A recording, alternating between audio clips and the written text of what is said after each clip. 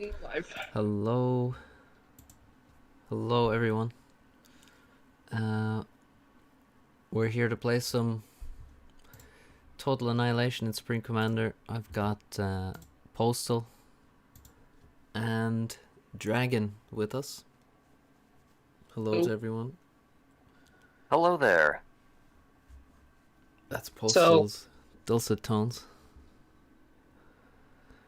So yeah, we're playing. Well, we're not playing. We're casting a 2 versus 2 show match with the SCTA mod with some strong players who I think have done a little bit of prep. We have Tagada, Se7ven, Swkoll and Arch, and they're going to be playing 5 games, I believe. Is that correct? 5 games, time permitting. Okay, good. Yeah, because as I said, oh, hi.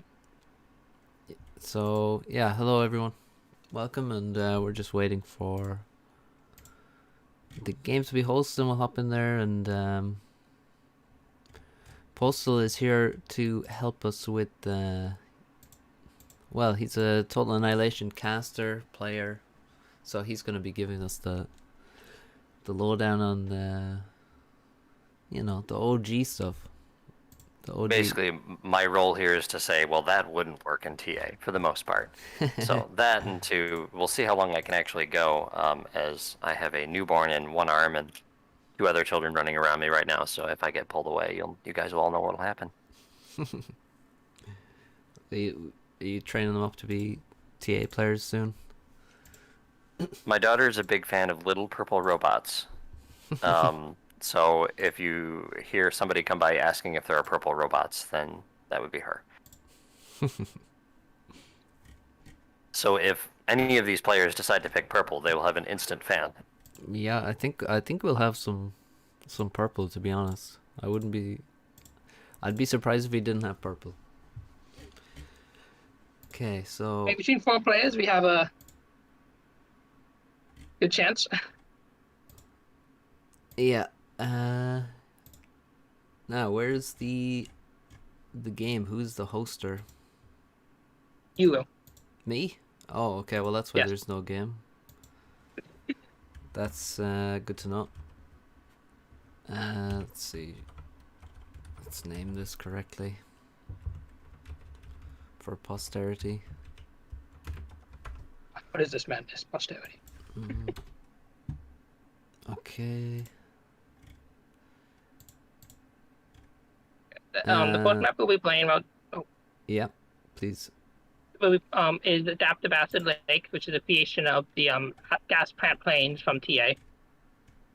It's made by Boom for the SCTA mapping tournament. Then we'll be doing random map gen. Then Painted Desert. Next plan map will initially going to be Parrot Mountains, but that might end up switching, but we'll get to that when we get there. And then the final map will be Se7ven's. 2v2 full share. 1 TA, 1 top-down faction for a team. Okay, sounds good. I have hosted the game.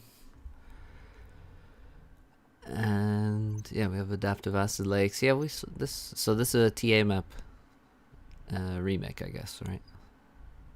Not really. So in Gas Plant Plane, I guess he's probably looking at Gas Plant Plane for just kind of the style, but there is even though it is an acid map, there is no actual acid on the map.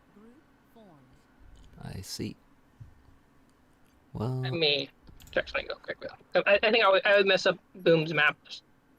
Acid Foursome is the actual map he based it on. Sorry, I correct myself. Acid Foursome. okay, I'm just fixing some of the settings.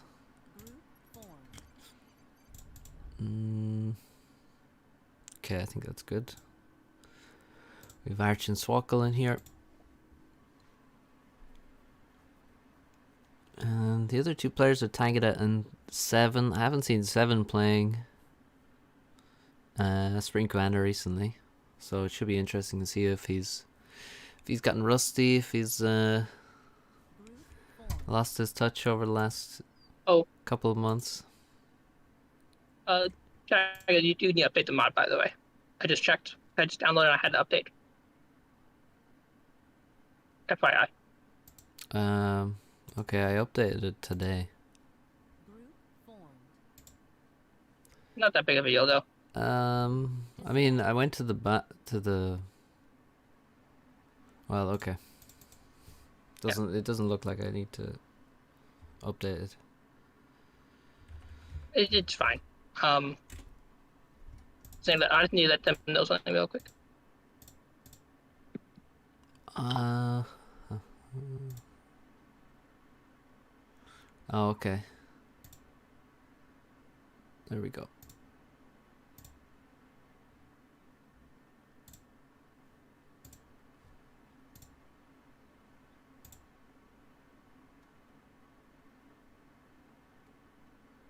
Okay. I just let them know in chat what changes what the changes were. Okay. All right, rehosted. And then let's turn the mod back on. Yep. Most fun interface, by the way.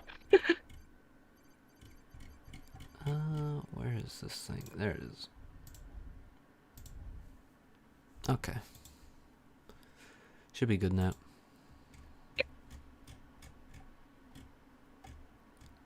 So I'm gonna be muting myself now. Let me guys know if you have any questions for me. Sure. Thanks, Dragon.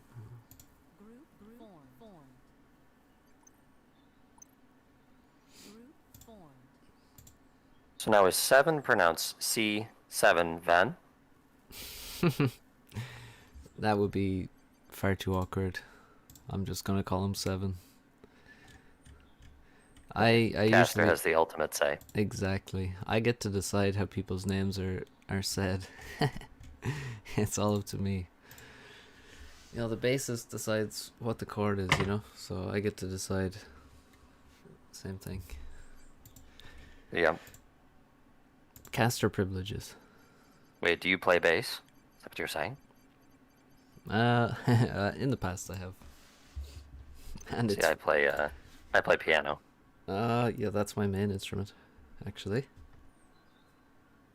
That's cool. You play classical piano or? Primarily Romantic era. So Rachmaninoff and Chopin are my favorites. Nice. Yeah, I'd say my Debussy is my favorite. Debussy, Impressionism. Yeah.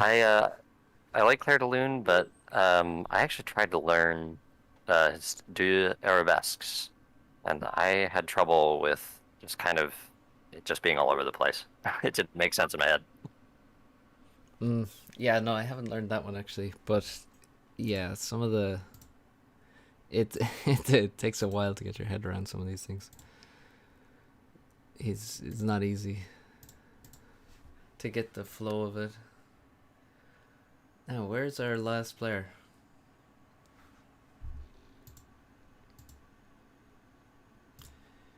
Tagada.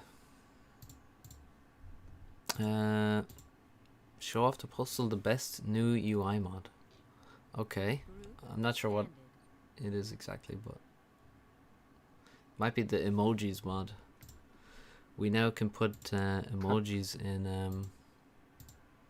in FAF chat. What was that? The meme mod that we experimented with the other time. I don't know if you were here for that, but they maybe sure. downloaded, and I was like, "What is this?" Everything exploded into memes. I don't know actually. But yeah, Dragon is saying the painting, so we can. Oh yeah, that's another thing. Yeah, we can paint on the map. Tagada's here, but we've lost a different player in the meantime, so that's. Lost Arch. Yep, we've lost them. That's right. It was Stonks. That was the meme. But okay, painting. So basically, we can be like John Madden. If you're not American, you probably aren't familiar, but I recognize the name from the games. yeah. So he was a football commentator, American football, right. And he was well known for using the pen, the overlay pen, quite gratuitously when he was casting. I guess what we call it, doing games analysis and things.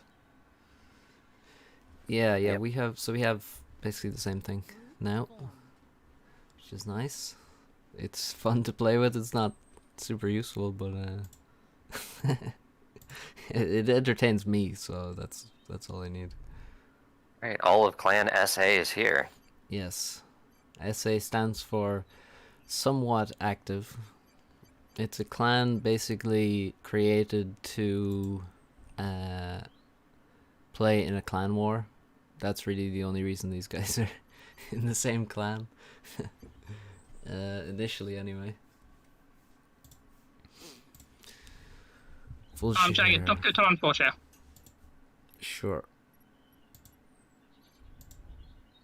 There we go. Oh, that's unit cap. That's not full share.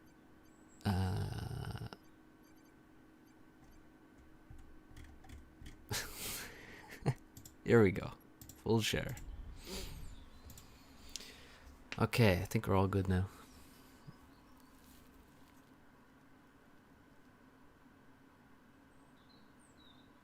Let's go. So, let's get them to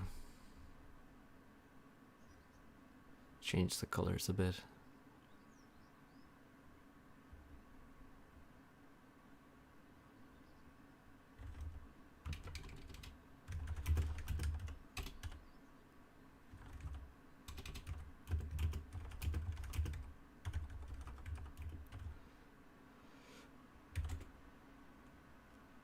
I don't want two blues if I can avoid it. Yeah, especially two blues on opposite teams. Yeah, that's going to be confusing.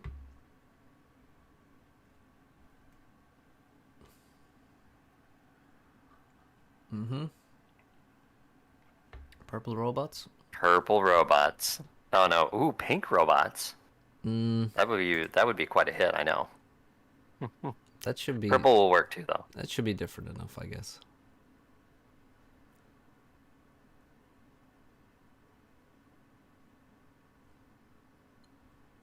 Oh, wait. I have optimal balance.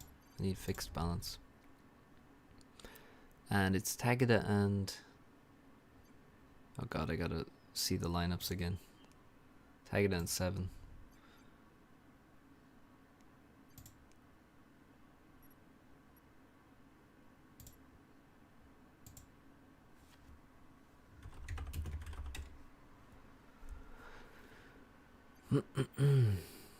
Tagada and...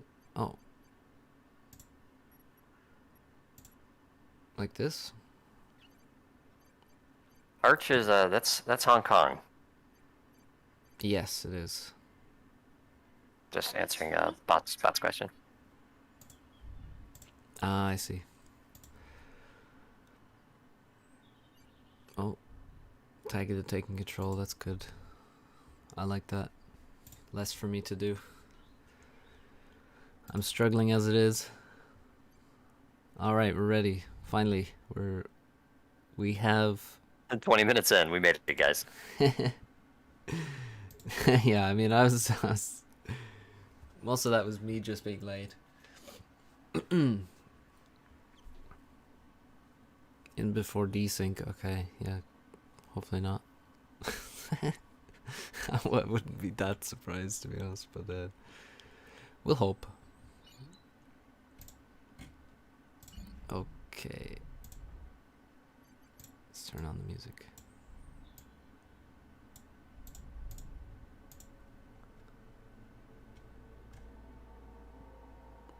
Yeah, so just looking at this map here, it's definitely nothing like painted. Not painted.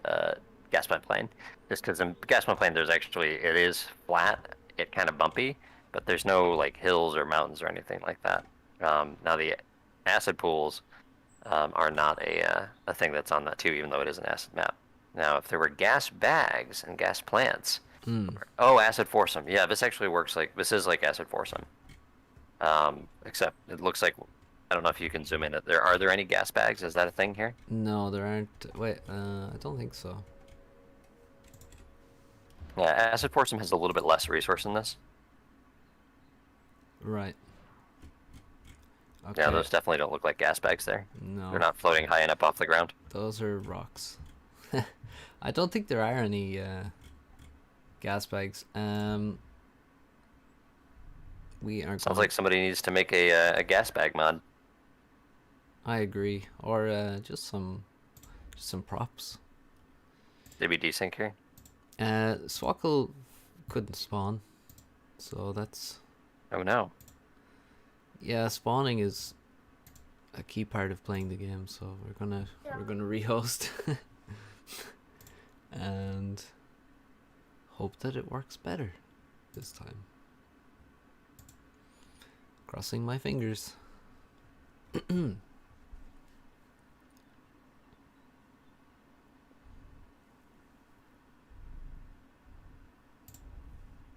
Caster, we have no commands because we're not very advanced here, but I'm Jagged. This is Postal, who's with me, of Total Annihilation Replays on YouTube.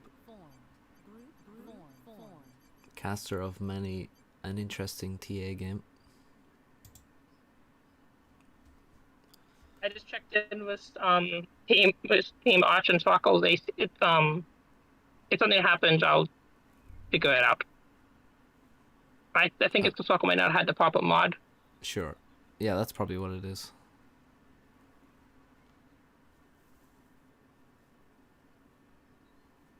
Yes, I'm fortunate in my casting and replaying. I have close to 20 years of games to go through. Yeah, that's a nice back catalog you got there to work with. Ryan, if you're asking about my rating in FAF, I think I'm sitting around 400 right now. Maybe 450 because I won an Astro game.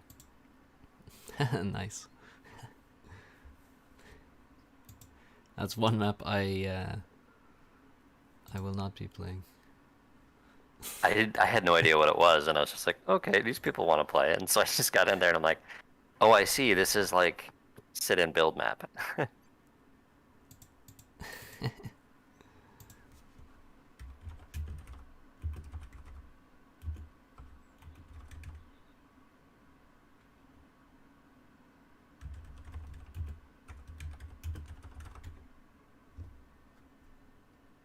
Oh my god, why can't they pick different colors?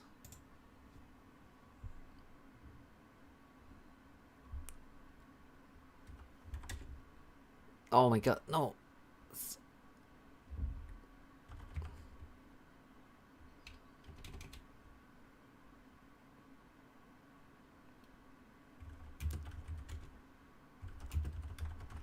They... Why?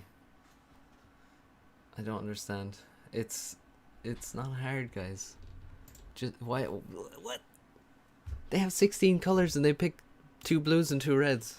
I'm gonna lose my mind. Is the game back up? Mm-hmm. Oh, I'm not seeing it on the stream here. Oh, sorry. Okay, we fixed it.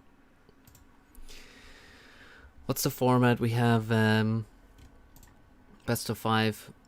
No, not best of 5. We have 5 games in a show match. They will all be. Yeah, we were going to played, get through as many as we can, given the time. Exactly. And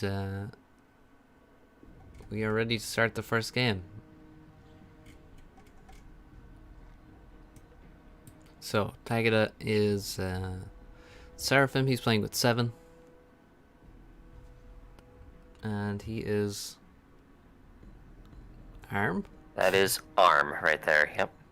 I was very sure that it was Arm, obviously. Swkoll is UEF. I mean, if you can't tell by the shape of the K-Bot lab, what kind of TA player are you? Well, I'm not any kind of TA player, unfortunately. Oh, yeah. And another ARM player. This is Arch. Oh, no core today. Yeah, always going air first. Okay, so this should be interesting because there was a tournament for this with this mod enabled last Saturday, I want to say. Time is an illusion, but I think it was last Saturday, and I think some of these players will have learned some things from that, from maybe watching the games, also doing some of their own research. Yep, there's some more air labs dropping up. Yeah, there's more air for Se7ven.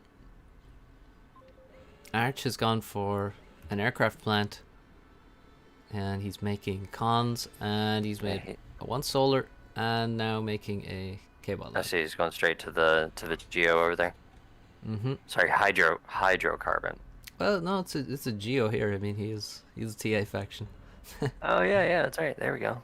Yeah, there's the geothermal power plant, and yeah, Arch seems to be trying to get adjacency, but there is no adjacency for TA. And he's got a fleet, a Peewee. Now on the other side, we got Swkoll, and he's going first land, second air, third air, and expanding, and also making a mech marine to go and do some raiding. Okay, Se7ven has got 2 factories up, K-bot lab, and he's only making cons at the moment, and now he's making... Is that an aircon, actually? That is an aircon, yep. Okay, so cons and aircons, no... Bombers. Yeah, no bombers, no fighters. And that's a second aircon. I don't know if he wants to make this many aircons. Well, no, in OTA, if you actually want to expand with aircons, you need 2, basically, because your build power tends to be pretty low. Right. You can hear the, for those who are watching, those are my children fighting in the background, yes. Okay, Se7ven has made an aircon, and he's using it to grab reclaim, which I think is a good use of this Definitely a good use. That's, if you go con first in OTA, that's usually, if there's reclaim on the map, that's one of the first things you do with it. Yeah, this looks good, and actually I see multiple aircons from Arch as well, but they have come slightly later. He's using 1 to expand over here.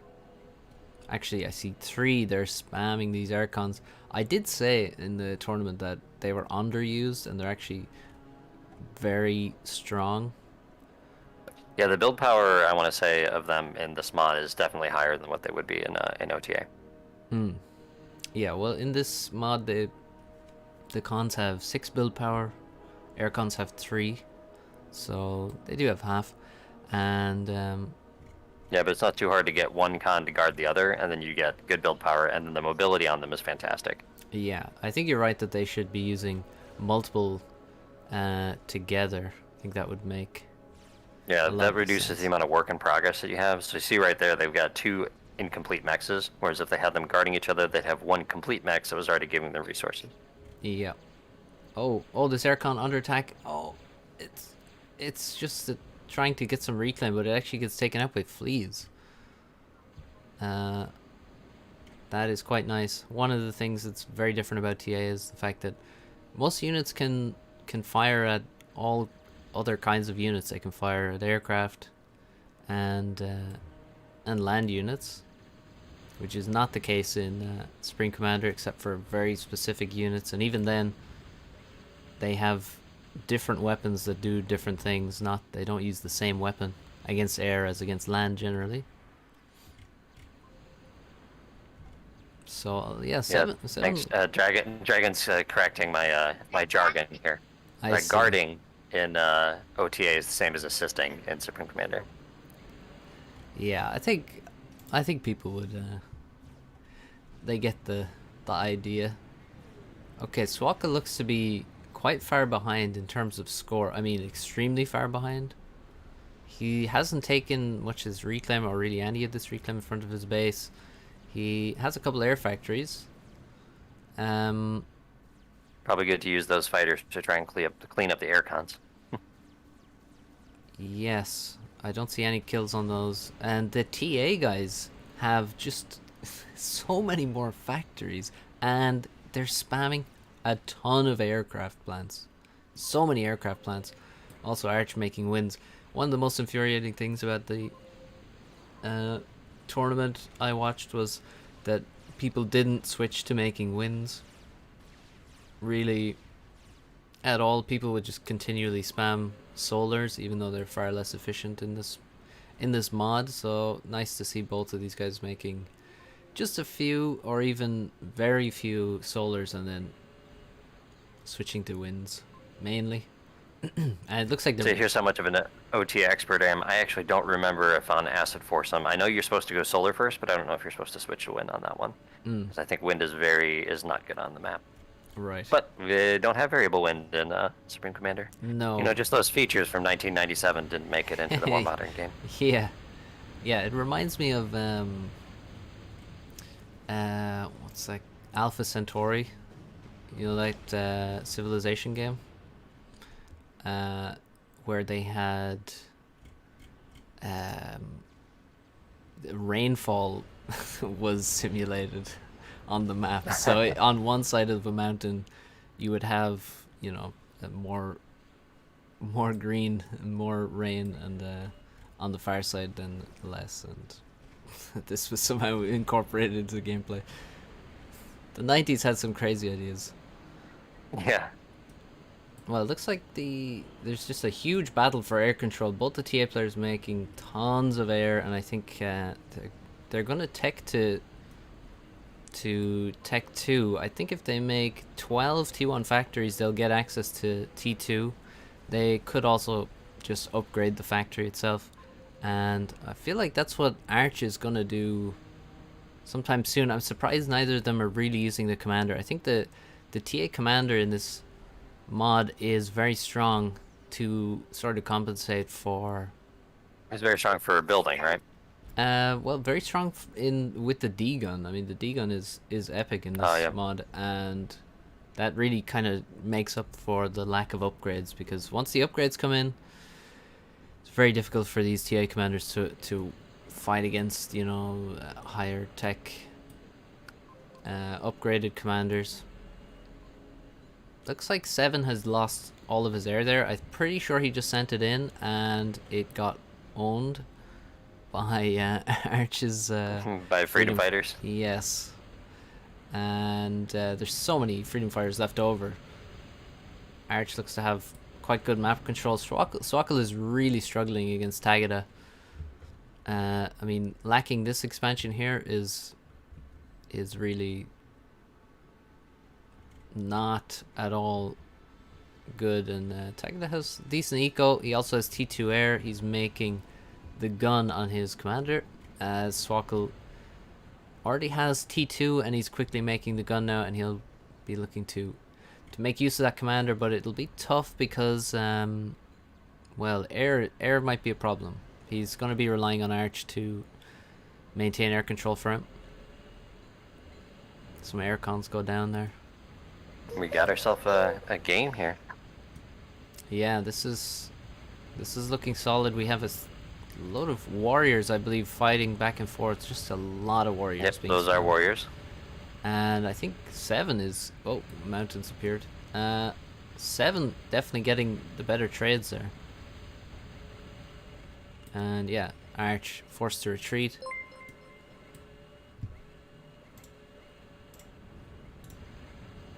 That's a lot of wrecks right there. Yeah, a lot of mass building up in this location.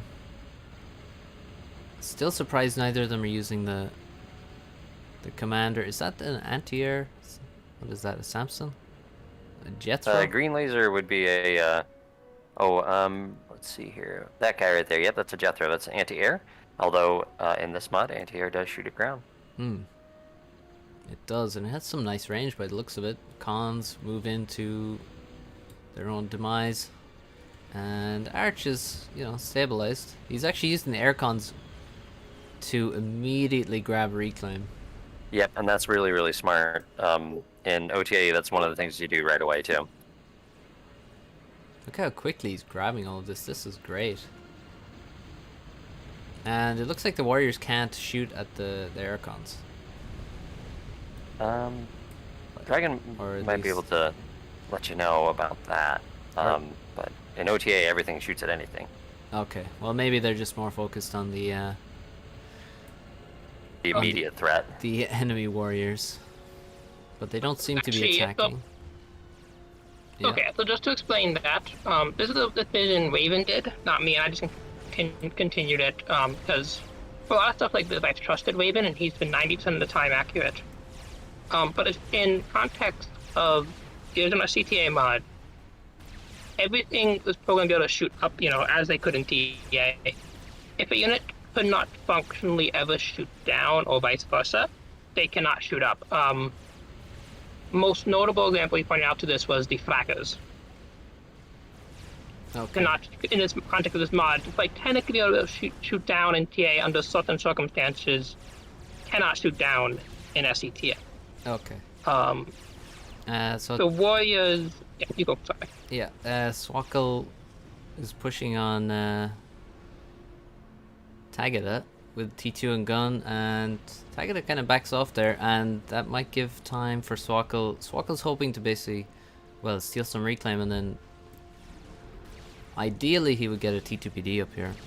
So, but yeah, Tagada moves back into range, so he's not going to allow him to get the time to build a T2PD. And without a PD, he's not going to be able to continue moving forward here.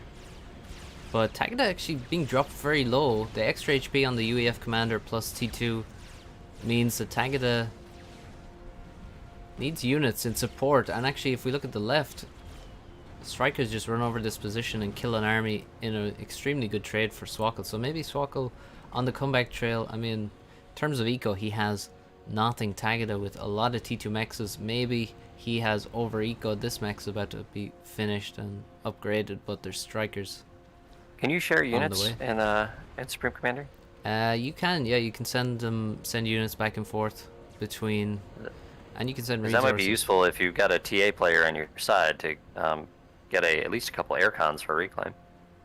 Yeah, for sure. I'd definitely love to have some air cons at my disposal, and there's a lot of them. I mean, Arch is making tons of them in his base. That's basically all he's making. Yeah, he's got to send them over to Swkoll so he can get that reclaim. Yeah, he's not making any regular cons. He's just making a lot of air cons. And look at all the air cons at the front getting so much reclaim. Oh. So when you're trying to go big builder mode in OTA, if you're playing on a metal map or something like that, one of the best ways to really focus your build power is you just build 100 air cons. Well, that sounds like a lot, but it also sounds very good. Not sure what Arch is giving a big question mark for. Oh, Tagada in range of T2PD.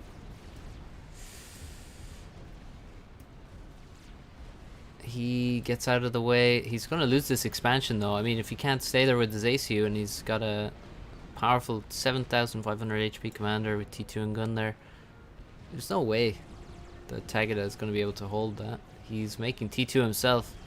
Oh, Natha drops on Swkoll, and he's making anti-air, but he does not have T2 land. He also does not have any air, and I think he needs help from his ally. Yeah, and he needs it right now. Natha ground fires, attempting to kill both. The anti-airs only manages to kill one because they're slightly too spaced out. And Swkoll still has almost 5,000 HP. Another Natha drops on him. He's not dodging the Nathas at all. And he also, he just has a huge lack of anti-air. So he is in some danger here. Arch definitely came in and bailed him out there. Those fighters knocked out the gunships. Yeah, the freedom fighters came in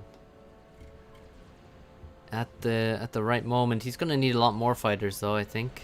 And we do have T2 air from Arch. He has the advanced aircraft plant. There's a hawk. Yes, where are the hawks? Is this under construction in here? Yeah, the hawk is under construction right there. Yeah. Let's see. Arch is really pushing in on 7 on that right flank. T2 stealth fighter. Oh, he is, but he's walked right into the commander, and I think he just got D-gunned to death there. A lot of mass donated unnecessarily. Se7ven is trapped in his base. He's got almost no map control. And the bottom team just taking over the game. Swkoll taking back a lot of map control by basically not investing in eco and also using his commander well. He looks pretty safe, barring a lot of air coming at him very, very quickly. But I think a shield would be fantastic for Swkoll right now. That would be great. Also, you know, T2 land might be the right approach as well. He should have some mass available now that he's taken back so much map control and also has reclaim at its disposal. Tagada looks to have finished the T2 upgrade and is walking towards Swkoll menacingly. And he has quite a lot of air just on standby. Here it is. Nothas and gunships. Nothas and Vultus.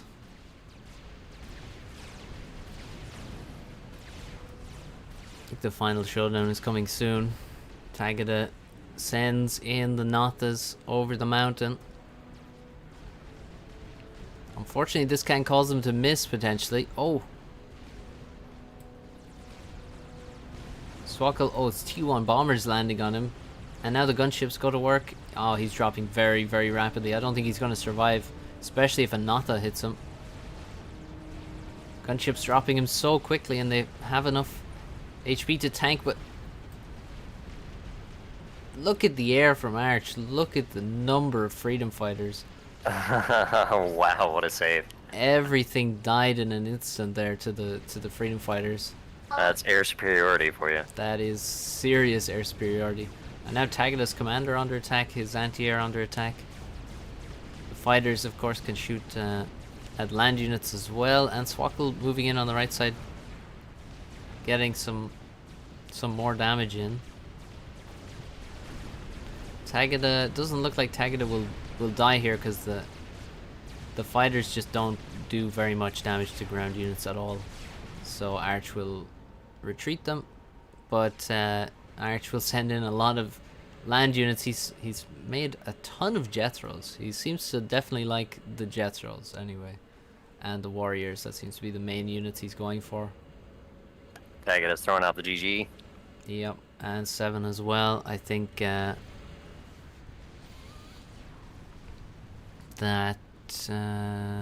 was a very strong game. I mean, Tagada had such a good start. Swkoll had such a bad start, but maybe, you know, just making a lot of eco was not the play, because Se7ven just got pushed back by Arch. I mean, Arch is definitely a stronger player than Se7ven, so Tagada, I feel like, needs to make things happen if he's gonna. Oh, so Slano, are you saying that was actually the flag that dropped those gunships and not the 30 freedom fighters? Well, I think it was the freedom fighters, to be honest. I mean, yeah, the delay is at its absolute minimum, so it's not, can't be shorter. You might have to refresh the stream. And we're gonna host game number 2. Let me just double check what map it is. Where is it? Or oh, random map gen 10x10 full random. Okay, random map gen. Have you seen the map generator? Let's see. Sorry, Mike was on me here because kids were talking, but yeah, I did see it once. Although I thought we were going to go for I thought we were going to paint a desert.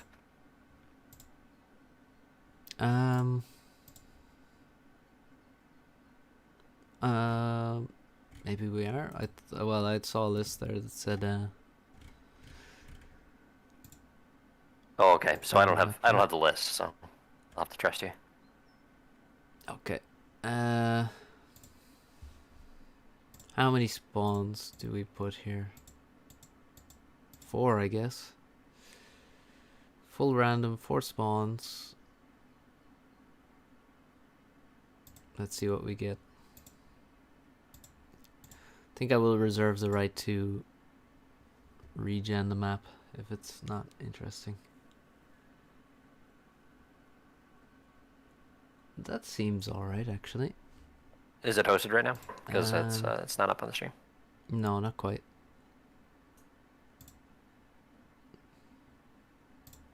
Okay.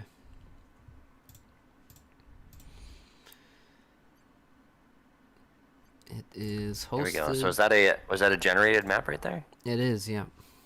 That's pretty neat. Yeah, look, it's pretty good. I mean, some of the... I'm wondering, I guess it'll be top v bottom. If we were going spicy, we could go left versus right. East versus west there. Yeah, that would be spicy. But yeah, fixed spawn. I think all of the settings are correct.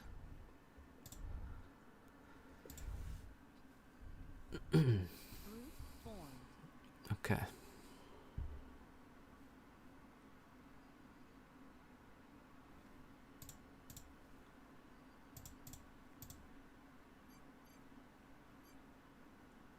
Seems all right. Probably tough for these guys. Arch and Se7ven. It looks like they have just less mass available to them.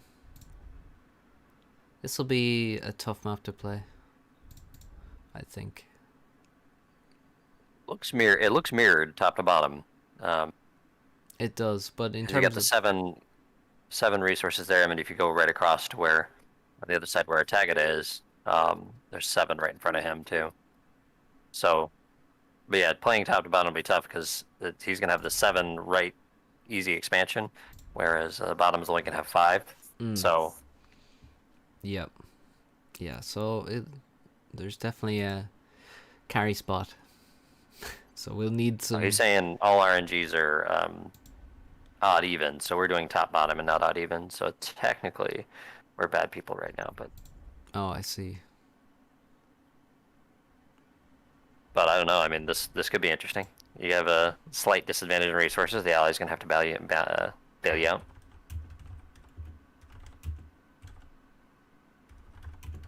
Let's ask the players, and if they decide it, otherwise we can change it. Otherwise I'll leave it as is, I think.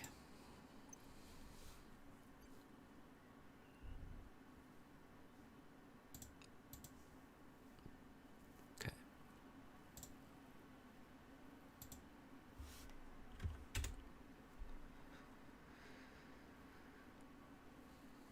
Okay, so we have what, 2 UEF? Well, I guess we won't know until we get into the game what factions we'll have. Now we just wait for the final X, and Tagada and Se7ven are 1 game down. They lost game 1, and I'm glad to see the abusive freedom fighters because I think they are extremely good anti-air units. I think they seem to be better than inties because of their high alpha and also AoE. AoE on fighters is quite insane in a FAF context. I mean, that is the way it works in OTA. So all fighters, all missiles that they hit with, they have AoE. So if there's 2 fighters next to each other, you can bring down 2 fighters with a single missile. Yeah. Yeah, now, inties and FAF do not have the same luxury, so if you get in behind with the freedom fighters, I mean, they can just wipe out inties before they have time to really turn themselves around and shoot back. So I think the freedom fighters are actually an amazing unit. So Se7ven is UEF this time. Tagada's going. Yeah, he's going ARM. He is. People like ARM. They don't like no, core, apparently. No, I know, and I'm a core commander here, so this hurts a little bit. Nobody's going core. Yeah, we're gonna have to see some core. Now, Arch was armed last time. Oh, guess what? Core commander There we detected. go. There's some core. Good stuff. Ink Alright. robots too. That'll be a big hit around here. Yes, pink core. Brilliant. Look at, I mean, the commander looks like it's wearing a skirt as well. Just wanna Yeah, point that that just out. looks like a pink mini skirt. Core Commander's very confident in himself. Yep. Okay, so he's got a vehicle plant first, making some cons. And Arch has a bit more mass available to him. There's 15k reclaim on the map, quite spread out, so it's not like you can grab a lot very quickly, but it will be relevant to work on that. Wasn't uncommon in OTA, especially if you rushed air, to push out that early aircon and then send it to the other side of the map to reclaim your opponent's reclaim. Yeah, that sounds like a good idea. Good to... Why reclaim on your own side when you can reclaim on your opponent's side? But you can go get theirs. Exactly. Have your cake and eat it too. And theirs. Okay, more vehicle plants. Up to 3 vehicle plants. Yeah, so the economy is quite different for the TA players. They are able to get many more factories up much more quickly than the subcom factions, by the looks of it. Now, I'm not sure exactly where the cost is, if it's cheaper on power. I suspect it's the power cost is what's cheaper for these is factories. it because, and I think is it because did they up the build power of the commanders, or are those even? Oh yeah, the commander does have more build power, it's true. 15 build power. Well, that would make it a lot easier to drop a whole bunch of factories really early. Yeah, true. But Flipping. also the cost, I think, must be different, because I don't think you could really afford to get so many factories up. But either way, we got is that a Peewee and a Flea? No, it's a warrior already. Very quick warrior. And Celine's moving in. They get easily taken out. They're not very good in direct combat, especially they're versus more a full scouting. team. Yeah, exactly. Oh, speaking of scouting, here's a scout with a gun. That's one dead NG. Soon.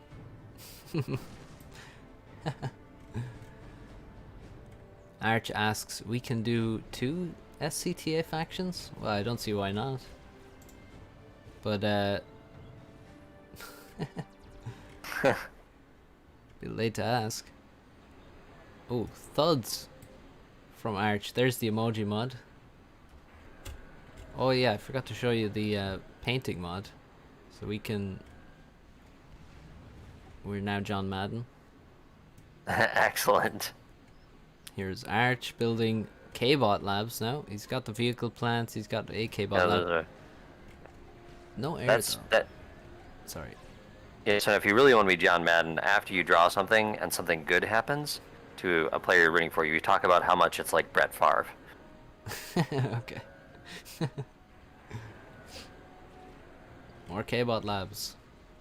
And the ACUs walk into each other over here. We have the arm commander in range of Swkoll's Se7ven comp, so I think get the D-gun going, because that's really a huge advantage that the TA commanders have in the early game. The D-gun is much cheaper than overcharge and does more damage versus commanders. I mean, more than double the damage that OC does. So start firing that D-gun, Tagada, and you can probably, well, you can put Swkoll under huge pressure. He doesn't know he's not shooting you, that he doesn't have enough energy to be able to pull it off. Yeah. Let me look at his base here. Oh god, there's no winds whatsoever. He's got 3 solars and a geo, and that's... Oh yeah, he's probably doesn't have enough energy to actually fire up his D-gun. Yeah, and this is This is Swkoll's just giving him a extremely hug. bad. This is really dangerous. I mean, Tagada's already dropping so low. He needs to ask for energy from his teammate. And now he's got warriors in range. He's trying to hold off Swkoll. Swkoll fires an overcharge there. Freedom Fire's adding, you know, 2 DPS or something. But the warrior's doing a great job, and this could potentially turn into a draw. Swkoll realizes he's outgunned. He's backing off. I think he is in trouble. That's an overcharge. He only kills 1 warrior with that, so that's not exactly very effective. Tagada walks back into range with his commander.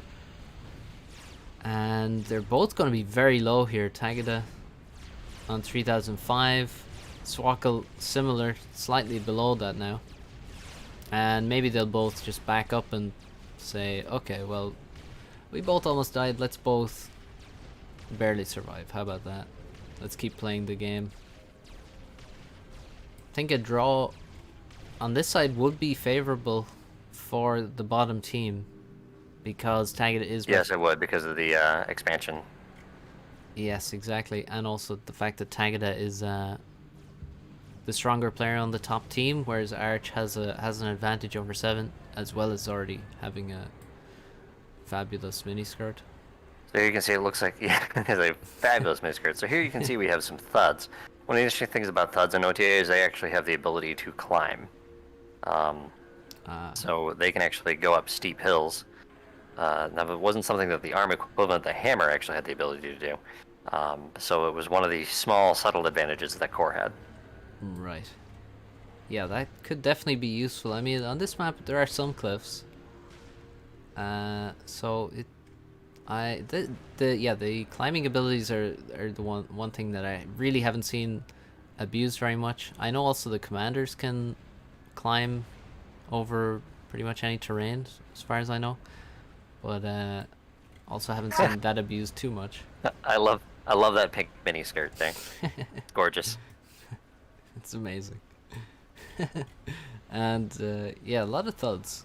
So Arch obviously thinks that I think he's done a bit of research and believes in the thuds as his main unit here. He does also have some raiders, which are very beefy for T1 units. I think they're more expensive than Subcom T1 units, but also they're like tier 1.5, I think, is what the idea was behind them.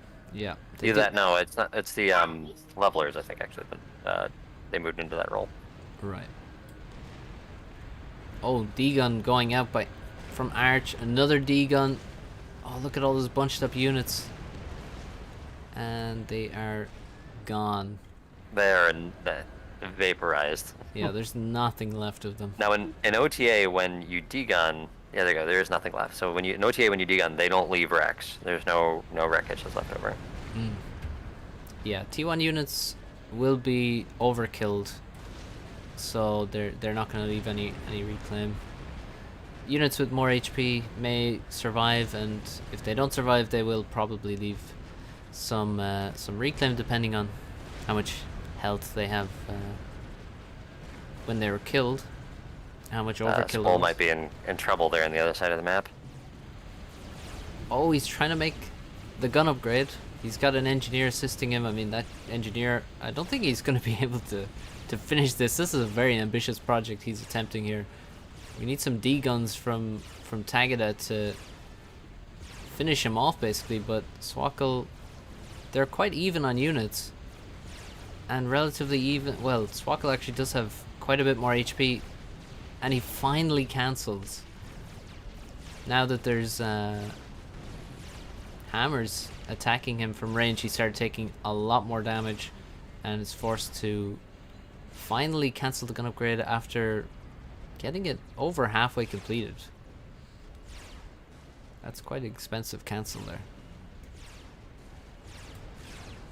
Tagada refuses to D-gun, and he's really got a D-gun. There he goes. No D-gun, no win. And Tagada gets overcharged in the end. On the other side, Arch has just walked into Se7ven's base with his commander. That commander has 42 kills, and I'm sure You're getting like a mad lad. he was, and the bottom team wins 2 ACU kills in the span of 15 seconds. And I think D-Gun was the difference. Yeah, someone's got to remind Tagada that D-Gun is where it's at. D-Gun is the gun. It is. I mean, I think it's like 500 energy in this mod, which is, I mean, overcharge is 5,000 minimum energy, more if you do additional damage. But yeah, D-Gun is like 500 and it does 1,000 damage to a commander. That is an extreme disparity that you have to abuse. You have to abuse it. So yeah, and you got to use it early because the TA commander doesn't have any other upgrades. Exactly. Gonna make use of your advantages at the right time. So we're going on to game 3. I am going to make sure that I have the map, which is some form of painted desert. Oh wait, yeah, can you post the name, Dragon, of the map? Because I see a different map in the Discord. Torture ourselves. Wait, what? Painted. Something painted.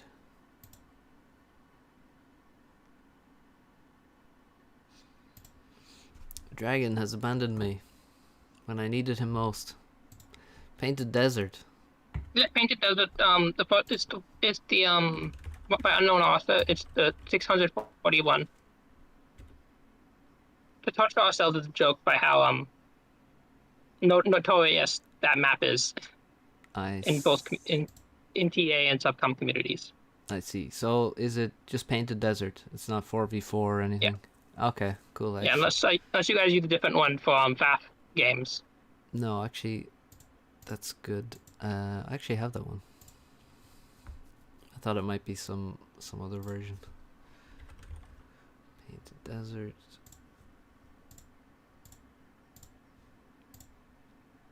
Why is the chat just Dragon? Good question. Yeah, I don't know where. How many people we got right now? 62? We got some people. Yep. No one else just wants to chat. No, they're completely encapsulated, entranced. No time for chatting. Okay, I've hosted Painted Desert. It is hosted. Let me change the scene. Okay. So yeah, this is a hard map to play. I mean, my God, there's so much reclaim. That looks like Painted Desert, so it's pretty. Yeah, the hills are even in the right places. Yeah. This map has been around for a long time. This remake or import. Oh, let me change the teams. There we go. Now they make sense. Top versus bottom is not usually the way it's played. It's left versus right is the way. Yeah, this map has. I'm not sure how much we'll see. How much reclaim, but it's got to be over 100,000. I'm sure. Maybe a lot more than that. Yeah, the OTA reclaim has a lot of reclaim on it for TA and not necessarily for FAF. And if you guys are interested in actually seeing this map actually played in OTA in a 2v2, I actually have today, the upload I just put on my channel today is a Painted Desert 2v2. Here we go. Nice. Yeah, for those who are listening, that is my son who's actually asking me unrelated questions in the background here. Yeah, stay on topic. Tell him to stay on topic. Okay. Arch and Swkoll. So now those start positions are not the normal start positions for OTA. They'd be a little bit closer to the corners. Okay. Yeah, these are quite close to the middle here, to be honest. Okay, we're good to start. Let us begin. On the original game, extra big maps for all PCs with 32 megabyte RAM. Back in Yeah, that's right. back in the day. That's A kilobyte was still a lot back then. yeah. Okay, so Tagada, let's see what he goes for.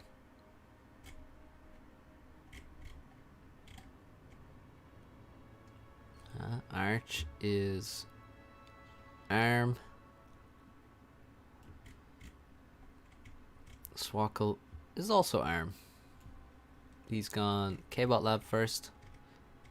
And Arch has gone Solar into K-Bot Lab. Interesting.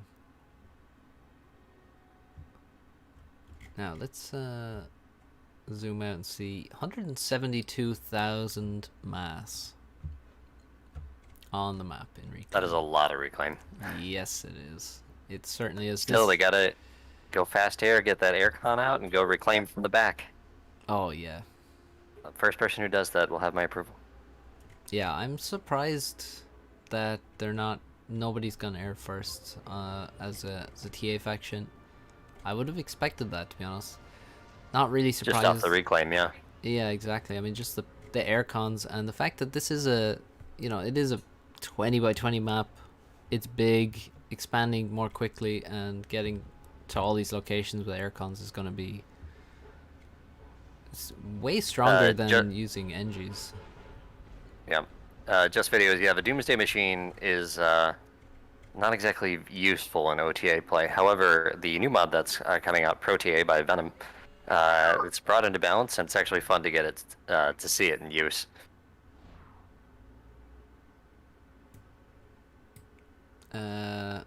Shouldn't we be playing on Painted Desert Rebalanced?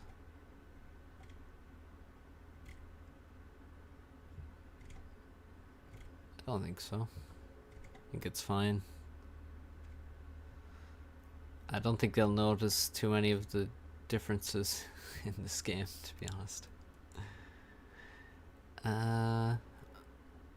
He's made an aircraft plant, but he's making regular cons from it seems.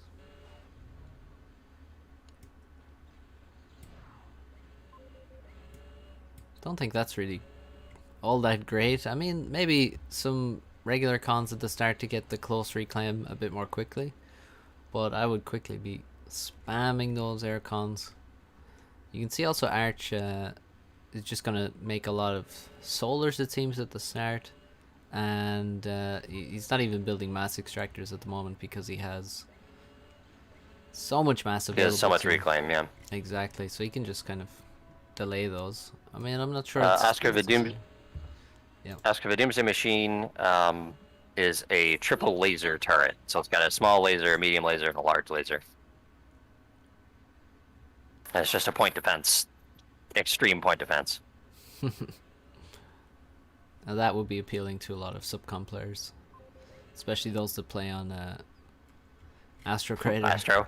Yep, it would be quite popular. Yeah. Okay, a lot of pigeons are right next to each other for Tagada. Those are pretty vulnerable to a bit of bombing. Tagada quite delayed in the air, so if there was a bomber coming, he would be in a bit of trouble. He's actually delaying air a lot. He's going 5th air, which is risky, especially when you build your pigeons next to each other. They are volatile structures which will explode. Oh, sorry. I'm gonna have to close my window. Be right back.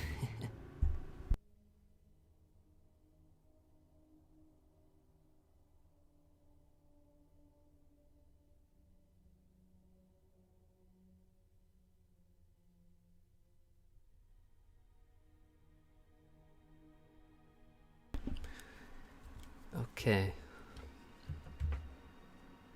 Right, the aircons are moving for both the TA guys. And the winds are coming. So, quick expansion thanks to the aircons. I do like the look of them as well.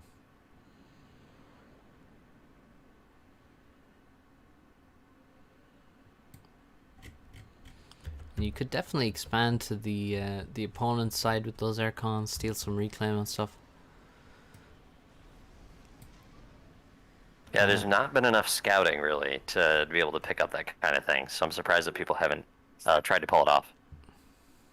Yeah, exactly. You would have to be very aware to catch those aircons, and I mean, you know, stealing. Well, in TA, you know, well, so how does the fog of war work here in FAF? I don't remember. So in TA, you can see the rocks disappear, so you know that somebody's reclaiming even through the fog of war. Does that work the same way?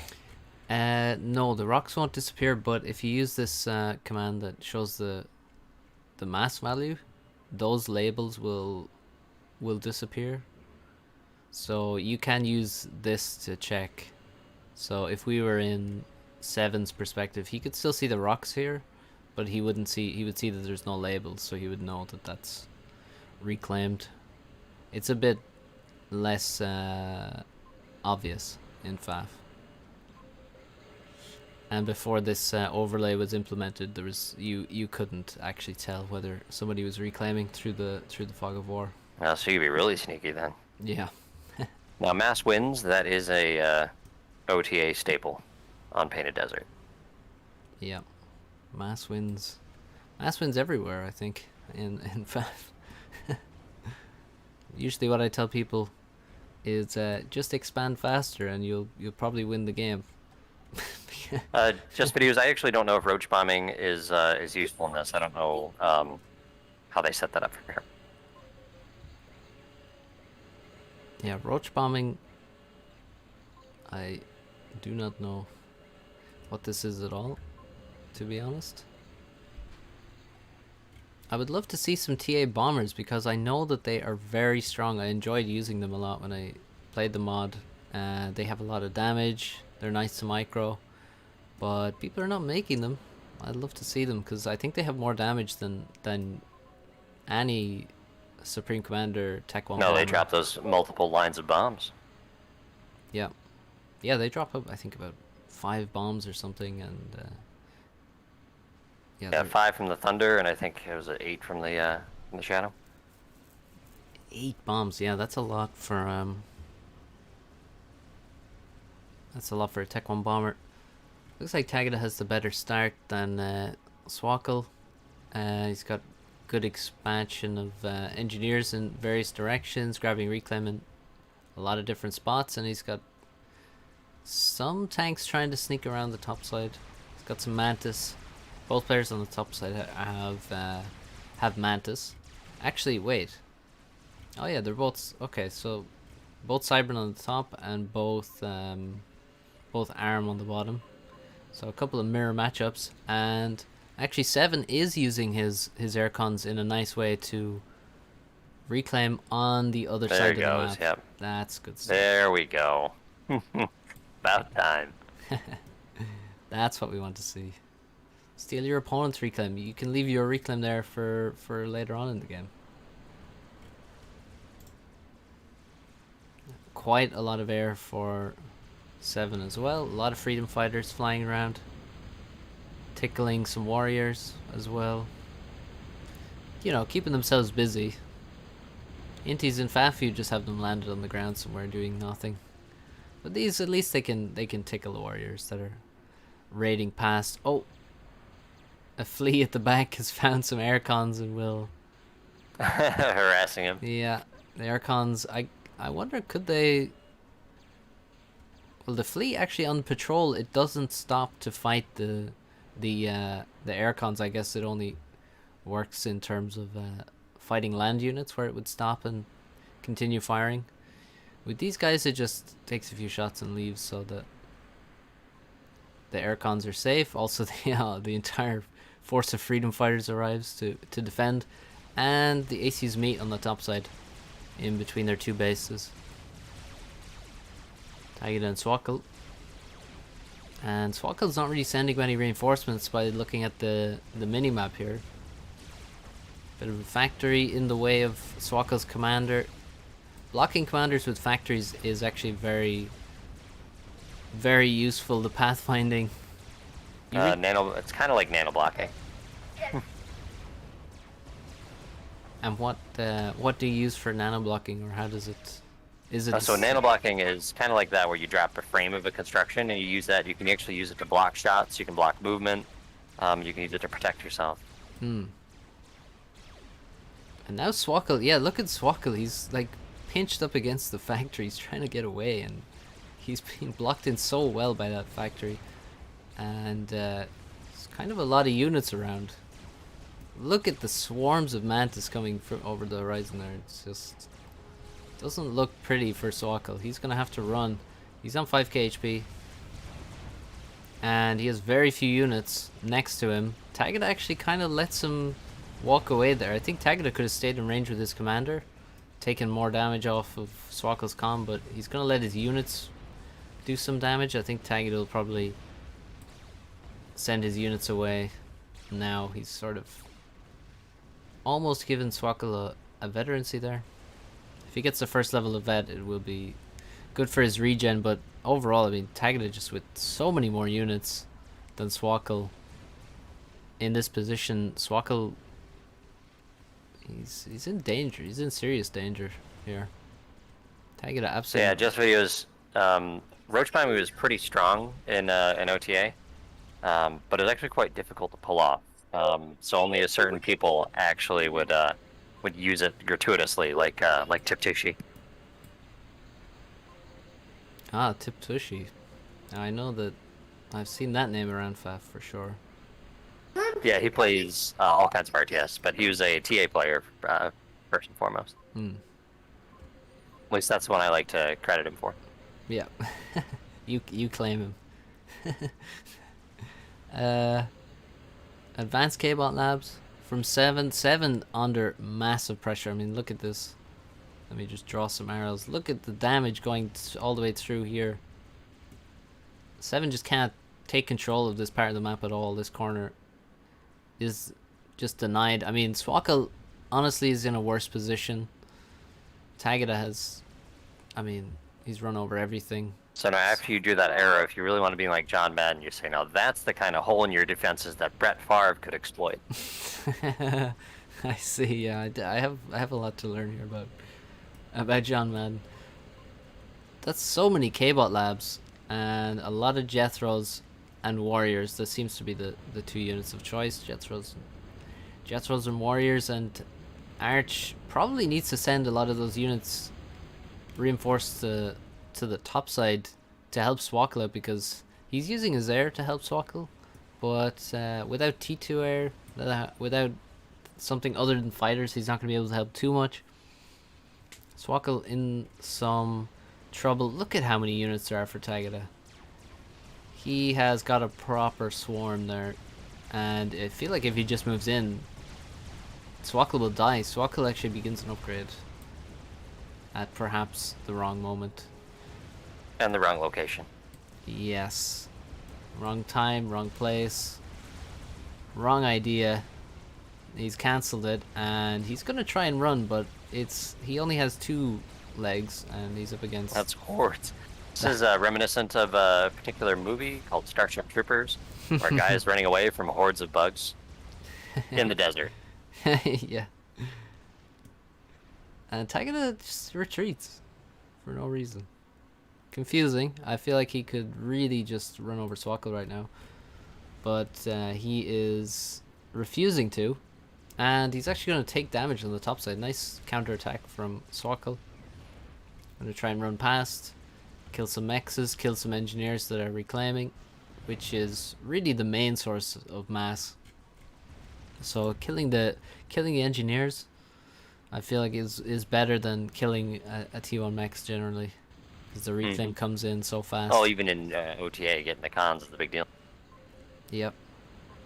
a lot of advanced K-bot labs. I'm wondering if Se7ven will be able to afford all of this, considering his lack of map control. He's not going to be able to get reclaim here, except with some air cons, although this one's gone slightly idle.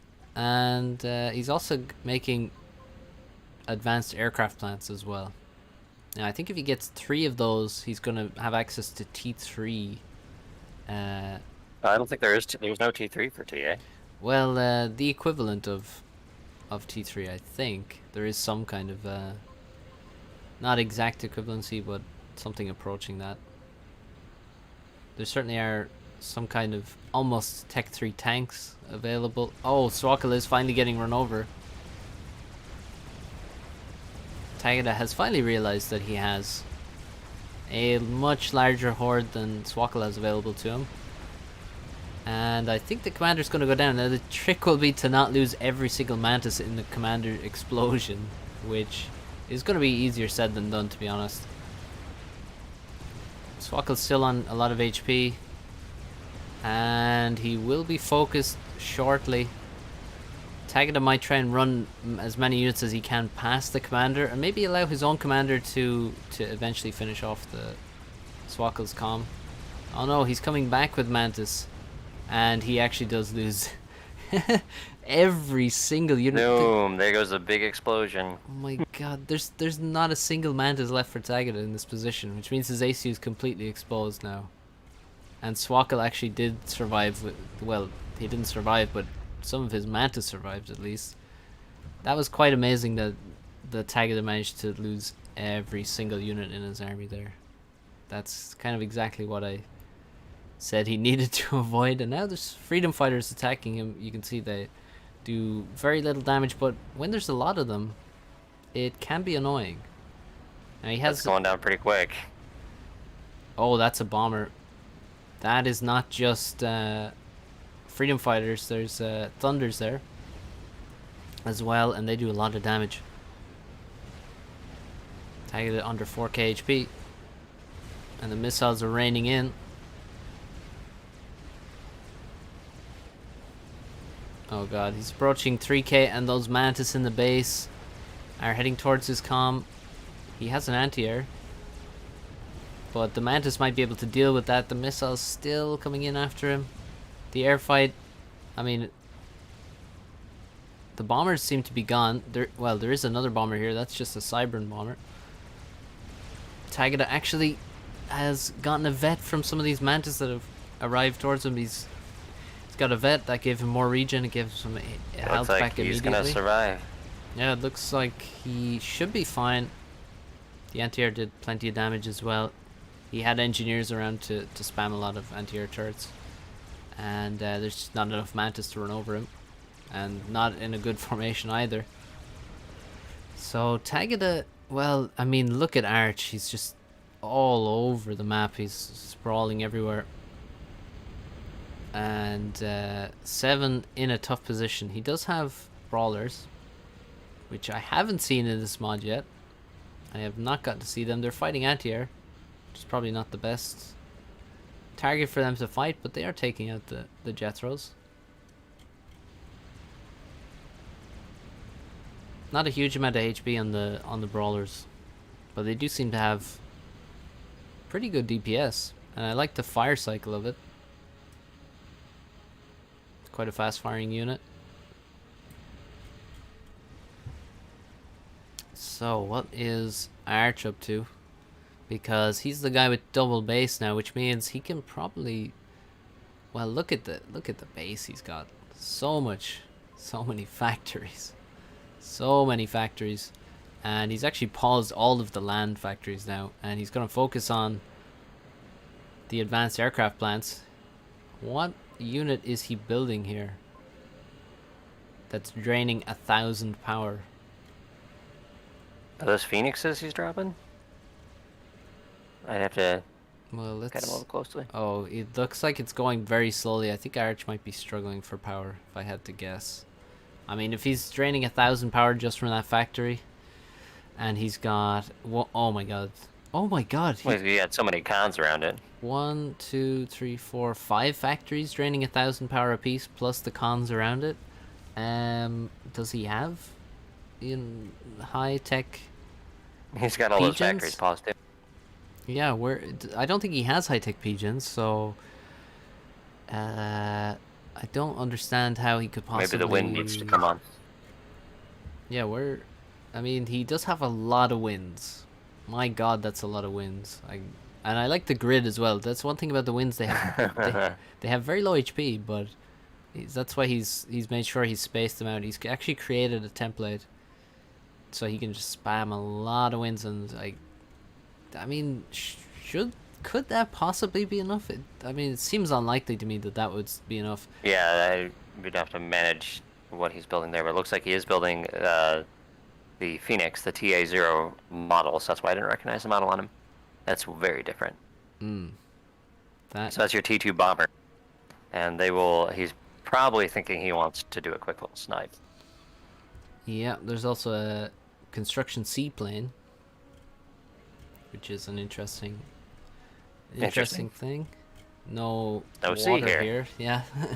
Seaplane in the desert. Advanced techniques here from Arch. And T3 Land Loyalists are here.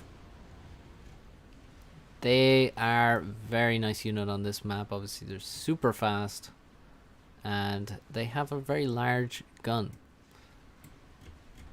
And they're going to be able to raid tons of positions. Gunships or something of the like will be needed to deal with them, really, because there is no Tech 3 land or even Tech 2 land, I think, from Arch at the moment. And here come the Phoenixes. There's only 2 of them, though. He is making more, but they're not building quickly. I'm sure he does not have the power to. Yeah, typically Phoenixes don't take that long to build. Yeah, there's definitely some stalling going on. I'm just saying, even in OTA here. Yep, he's going for the commander. Yeah, here's the comm. He's been pinged by who? I don't know. Is it by his teammate or his opponent? And the Phoenixes are coming in over the mountain now. And let's see how much damage they do. Well, a regular T1 bomber comes in, does some damage. The fighters are here. I hear flak firing. And the Phoenix... Oh my God, that did absurd damage. But I think he... Well, is there another Phoenix? Oh! Is he dodging? He seems to be dodging very well. 5,000 HP still. Yeah, dodging those bombs like an aircraft carrier dodging a high-level bomber. Oh, he did not dodge anymore. He ran out of dodges. Oh, down he goes. Oof. Wow. And that's one player down. Those bombers do a lot of damage. I mean, that looked like... That's a lot. Maybe that's why they're so expensive. Yeah, that looked like 3,000 damage. Maybe a little more. But, yeah, very nicely done by Arch. He takes out Tagada, and now he's left in a 1 versus 1 against Se7ven. And there goes the strats, or the Phoenixes. Okay, we have an Eagle, a spy plane, and now you have fusion reactor. Cloakable he's fusion. He's a unit cap. Tagada says, nice strats where I can't see the projectile that I'm supposed to dodge.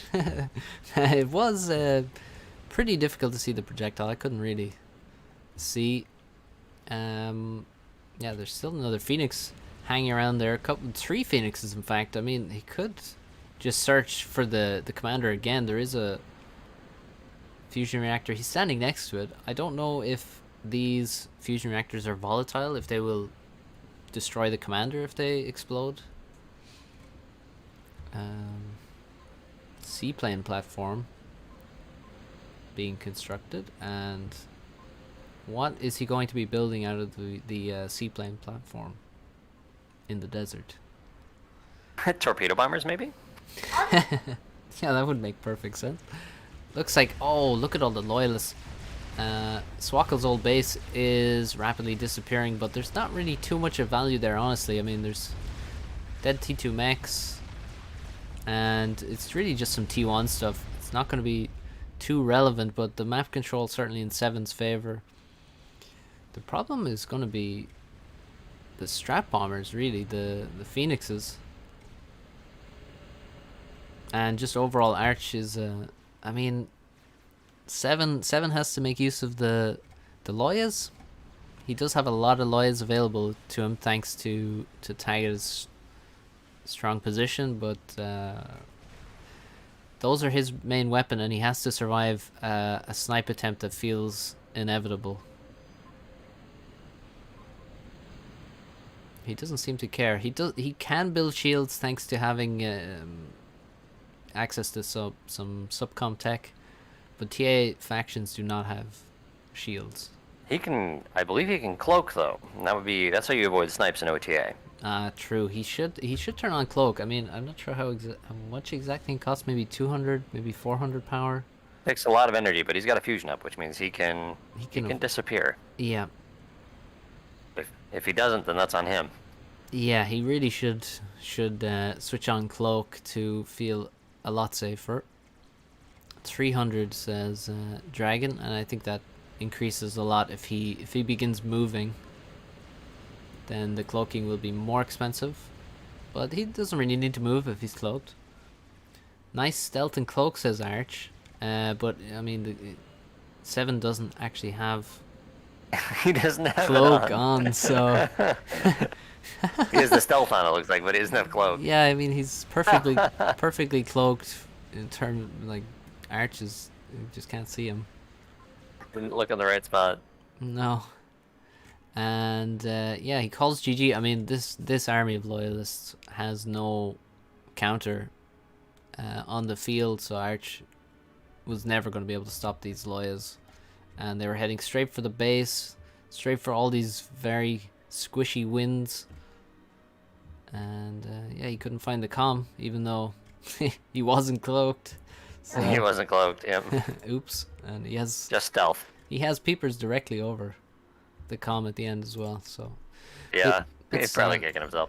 Bit sad for Arch, but that's a first win for Tagada and Se7ven on Painted Desert. Good stuff. I have to take the kids to their uncle's. Okay. So I'm actually I am done for the day. Well, thanks for joining me. Yeah, it was great coming on. Great to see everyone. I'll be back off of paternity leave myself sometime soon, and I'll be able to do a little bit more stuff. But for now, I'm mostly right now. I did this entire cast while holding the child. So, well done, guys. All right, everyone. Take care, and I'll see you all around. See you, Postal. Thank you for coming. I am messaging Timmy, but he might be here in a few moments. But I'll let you know if he is. I'll let you know when he gets here, if he is coming. Sure. Guys, check out. Oh yeah. So let me know which map we're playing, and guys, check out Postal's channel. Total Annihilation Replays is the name of the channel. It is exactly what it says. He casts replays of Total Annihilation. Okay, we're playing Cold Place. Oh yeah, that does have 4 spawns. Good stuff. Let's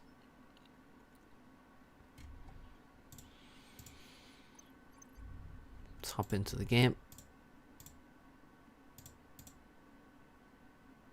Can someone explain what this is? This is Supreme Commander Total Annihilation. It's basically a mod that adds a lot of or I think all, perhaps, of the TA units, at least most of them, to Supreme Commander, and adds the 2 TA factions, Arm and Core, and also balances them to actually function in Supreme Commander. And in terms of balance, they seems like Dragon has done a good job, to be honest. These are very playable. with some nice, interesting tricks, and we have some good players to show off what they can do.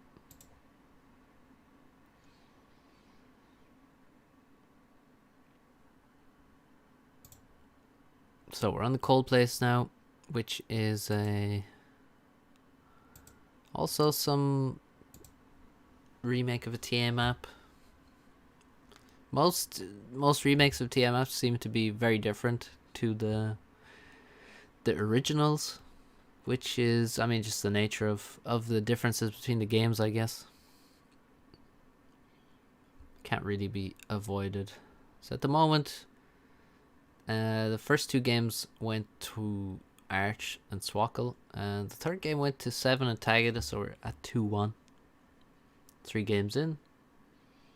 We're going to, well, we're just waiting for Tagada, and then we'll start game 4. While waiting for Tagada, something I want to mention. The one way you can tell a TA recreation map or TA map is look at the mexes set up here. Drag it for me. Mm-hmm. You see how they're all kind of scattered about? Yeah. That's a very TA type of setup for their mexes. Yeah. On SubCom, we have all these nice little bases.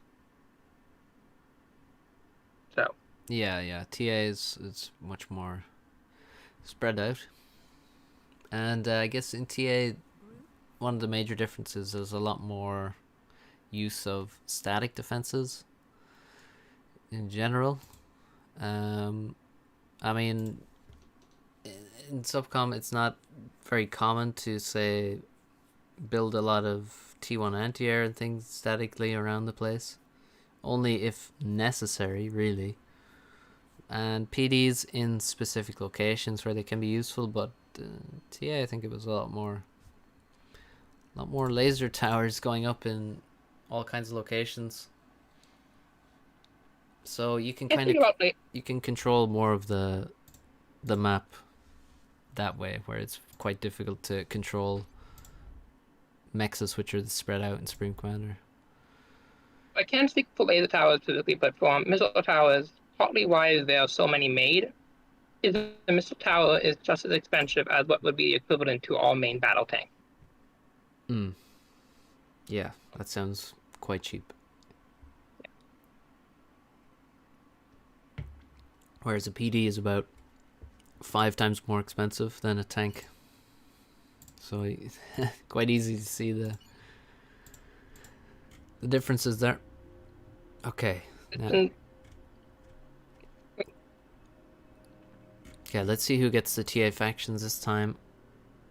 Yeah, it looks like the guys on the top side, Arch is ARM once again.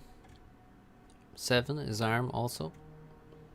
It's gone for K-Bot Lab, 2 solars, then an aircraft plant, and then... Oh wait, that's 3 solars in aircraft plant. Arch cannot... he can't not try and get adjacency, but of course you don't get any bonus from this and as a TA faction, but better to keep the habits for SubCom alive. Also, it makes your base a little bit neater, potentially. Swkoll's got Se7ven on the bottom. He's going first, second, and third land. No air from him. And Tagada is going first, second land, third air. Oh yeah, he's also going to be making a naval factory, which is going to be absolutely necessary. In the center there is, I mean, there's 12k mass on screen here. This is what Cold Place is actually all about in the end. I mean, it's a very interesting map in 1 versus 1 because you do have a fight for the center, but also it's difficult to... Well, there's simply a lot to do. You have to fight for the center, but also that you cannot be complacent about the outside because there's also a lot of mass there and a lot of mass extractors. And in the early game, the land is arguably more important, although you have to have some kind of foothold in the water. But if you can get total control over the center, it's often game winning, so everyone will be making Navy pretty quickly. Tagada actually decides he's going to go Navy a bit quicker than first planned. He's going to skip the air factory and just make 2 land factories and then go and make some Navy, which I think is a good plan. I think that's better, to be honest. I think in 2v2 as opposed to 1v1, Navy is going to be actually more important because the land is going to be less vulnerable thanks to there being 2 ACUs to defend the side. So land is going to be harder to make progress on. Fighting for the Navy will be key. Nice kill from the Se7ven there. And it tries to cloak, but it's already been targeted by the Tham, so it goes down. And we have aircons in the middle from Se7ven is definitely doing the best job of abusing some of the TA advantages, namely the aircons. That's especially where he's excelling. A lot of mass being reclaimed very quickly thanks to these aircons. They have 3 build power, so they have 3/5 of a T1 NG build power, which is 5. But that's plenty for reclaiming these rocks. I mean, they seem to be reclaiming them very quickly, so yeah, having 3 aircons in there, he's gonna have so much mass available. The trick is whether he can actually use it. Maybe he could. I mean, he looks to be under pressure and land already. There are what do we have? Warriors. Yeah, definitely warriors are favored. Fleas also seem like quite nice units. I'm surprised maybe there's not more peewees. They seemed quite good when I've seen them in this mod, but either way, a lot of aggressive units from Arch, and he's going to be in a good position on the land to do some raiding. Tagada and Swkoll looking pretty equal on the land, but Tagada about to make a second naval factory, and Swkoll has no navy whatsoever, which could be an absolutely critical mistake. Meanwhile, the mass is still being gobbled up in the middle by the aircons. They still haven't been found. Where are the scouts? Where's the air from the bottom team? Do they have any air at all? Swkoll has 4 land factories and is now making an air factory, making a lot of land factories. Doesn't seem like it's going to be the play. I think Tagada and Se7ven have just a far superior approach to the map at the moment. As I said, it's going to be hard to make progress with land when there's a commander in front of you. And Arch is, I mean, this is the saving grace of the top team at the moment, is Arch's damage on Se7ven. Although he's getting mass in the middle, a lot of mass, it's going to be very difficult for him to use it because he's losing cons in his base. He has no map control on the land, and he's now losing winds to these warriors, and these winds have very low HP. They are very efficient, but they only have 165 HP, so they can be very quickly killed. Look at how many winds have just gone down there. And just to a couple of warriors. This is painful. That's a con going down there to a warrior. And yeah, Se7ven desperately needs power now. Has to replace those winds. And Arch is walking through the water. He's built a shipyard. His shipyard is being reclaimed though by the cons, the air cons. Inti comes in to go after the air cons finally. I don't think it'll be able to save the shipyard though, will it? Oh well, actually a skeeter comes out. And the shipyard is saved, in fact. It survives on 300 HP. And a lurker is out. 2 skeeters. And that's a draw between the 2 lurkers, which kind of look like underwater gunships, to be honest. Now on the other side, oh, Swkoll making use of all those land factories he's built. Going after Tagada's commander. Tagada is going to try and get into the water. Will he be able to is the question. Also, he won't be completely out of danger once he reaches the water. He has to first get past these Thams, which are blocking him in very annoying fashion. If you want to, the best way to get past units like this is to Basically just spam movement commands in the direction you want to go. The more you spam, I think the better your pathing is going to be. And the water dips rapidly down there. I mean, look how deep it is. Holy crap.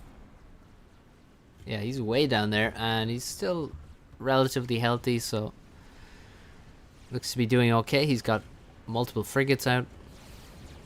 There's a flea on the sea floor there. That's pretty cool. Mr. Yo, thanks for subscribing.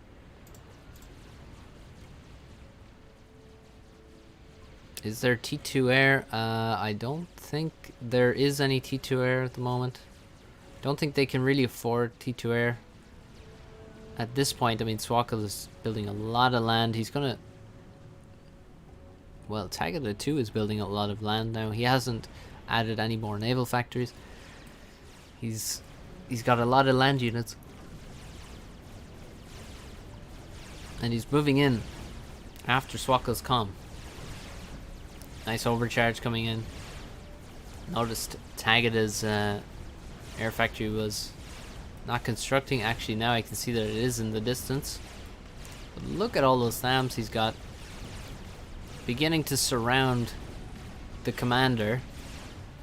Decent overcharge from Swkoll. He's going to need several more of those. But now his reinforcements arrive and he should be okay for now.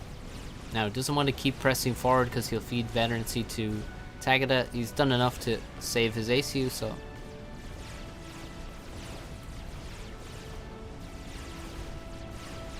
Yeah, they're just full on committing, and the overcharges are going to make the difference here. Tagada looking for that first vet. He definitely has the HP advantage on Swkoll, which is interesting considering Swkoll had the advantage and pushed Tagada into the water not that long ago. On the top side, things seem to have stabilized somewhat, but Arch is becoming more dominant in the navy. He's actually reclaimed that naval factory. Is the remains of a lurker that was under construction, almost completed lurker. And we have 2 lurkers here doing quite a lot of damage. Look how much mass they've killed. Now they can't target these hovering engineers because they're not actually touching the water, but Tagada putting so much pressure on Swkoll. He's got Zuis mixed in there doing a lot of damage. Swkoll 3,200 HP, Tagada 7,300, but Tagada running out of units now. The question is whether he can take Swkoll out before he himself goes down. Tagada now being focused. Swkoll down to 1,700. We need more overcharges from Tagada, otherwise he's going to be in a drawn situation rather than taking the win. And Tagada, if he drops below 2,500, he is going to draw this game. He has done so. He's under the threshold, and they both go up at the same time. Goodbye, comms. And now we have another 1 versus 1 battle. T2 air actually for Tagada finished T2 air there, so that's going to be quite a useful tool potentially. Way more units for Se7ven. He's got a huge army of warriors. Much less for Arch, but Arch is taking control of the middle. However, Se7ven is the guy who's getting reclaim still.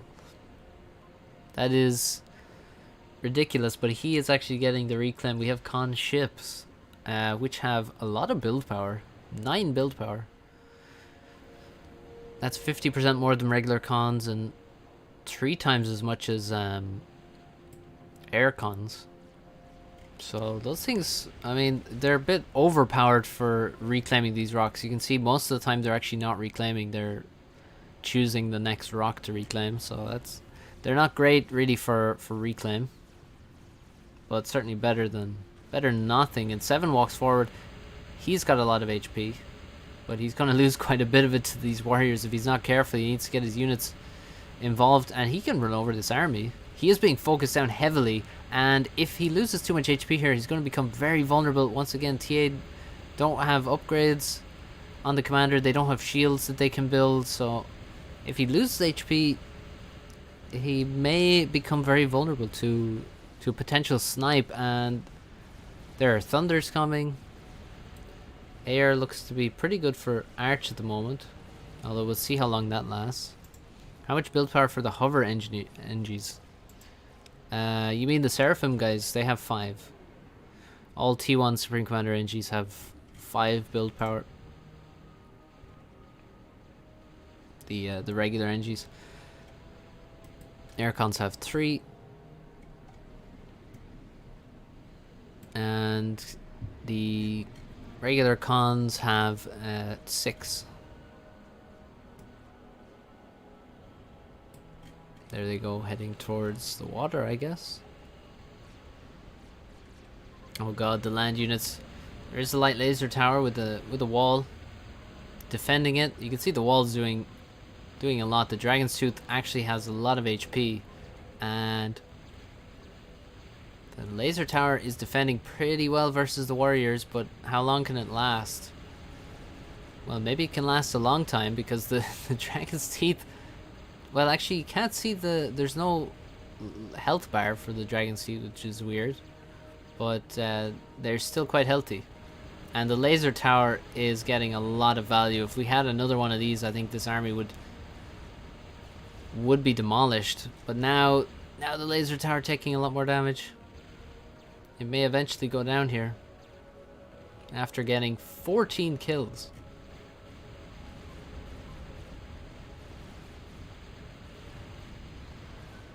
And this is this position. Arch's original base is completely run over. Where is his commander? Oh, here he is. Yeah, he's gone back into the water now because he can't stop the army.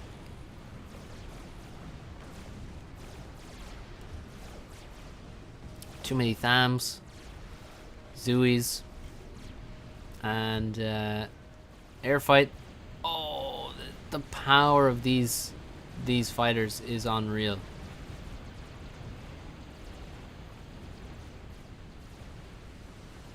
They alpha strike the AoE, but yeah, there's too many land units. I mean, maybe he can rebuild. There is a chance he can rebuild this base. He's trying to use bombers to deal with these warriors. If the warriors keep moving around, then they can survive a lot longer, but yeah, they're heading in. They're gonna kill more solars. No, this isn't nomads. This is total annihilation. There goes another lab.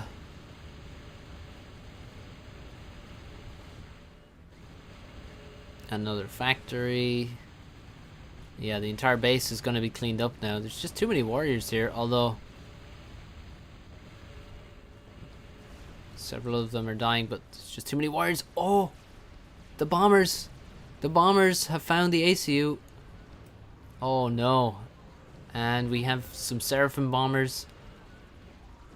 Oh, they're dropping out of the sky. The ACU can, or the commander can, shoot at the air units. And there's also some thunders in there. 7 down to 2,100 HP. Is he really going to be sniped here? He's not dodging. There's a distinct lack of dodging. He is taking out the bombers with his air units and with his commander. He now cloaks.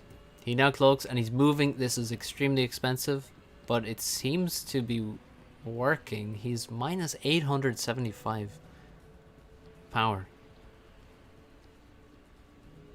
Because he's moving as he's cloaking. If he stays stationary, it will be a lot cheaper for him. It'll be minus 300 instead of minus 900. So I definitely recommend he does that. Look at all these naval cons. He really needs to stop spamming these, because I mean, there's no need to make this many. He should maybe make... I wonder if there are... what kind of longer range options he has. He's making more Se7ven bombers. I'd rather have the TA bombers, but there's a small problem in trying to make those. It's the fact that the entire TA base is dead.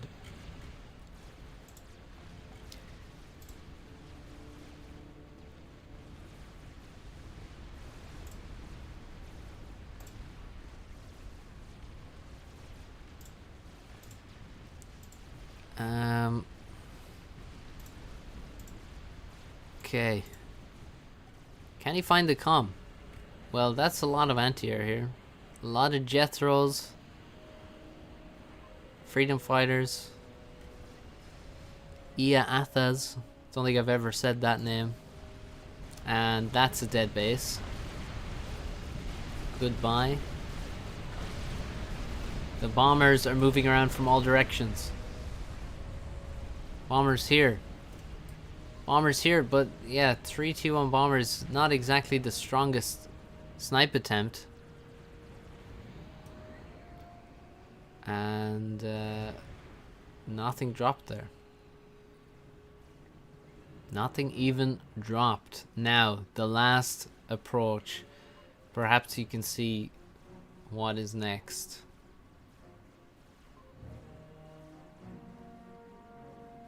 The commander steps forth as almost the only thing left. And he's going to try and walk into the enemy commander. Now, it would be amazing if he could afford cloak and could cloak himself and walk up to the commander. But, of course, he can't afford that. Tagada wondering what the income of Arch is. It's not very much. It's a little bit. The oh god, the cons are dying. Don't lose them, they actually are providing energy. Yeah, Voltu's going down to the anti-air ships, the Skeeters. Look at that, 3 bets. And Arch is defeated by a whole bunch of Jethros there in the end. Se7ven's come out of reach. Tagada and Se7ven win the second game, so 2 apiece. And we'll have a deciding game 5. As we go to the last game, Tagada, I have a question. Compared to what we saw last week from players, what's different to seeing this week from the TA factions? Sorry, you broke up a little bit. Compared to last week, when we had to play people in the TA tournament playing, TA faction, and honestly, we saw the lack of prep. What's what we see today? Well, I think there's I think they know, what units to build at T1 stage. They are using, I mean, we've seen a lot more units here. A lot of different kind of units made compared to last week, and they just seem overall more competent in the mod and more comfortable. Now let's let me see, what's the map? Se7ven's fast version. Oh, okay, Se7ven's, of course. Sentence FAF version. Okay, I have 3 of those. Which one is it supposed to be? Maybe this one. What's up, Fortet? Then after this, if we have time, if all the players have wanted to do just a TA match, and we can do something like that on a quick 10x10. If we have time, obviously. Sure. Slots. Front and rock, I guess, would be the way. Yep. That's generally how it's done. Want to meet myself again? Okay.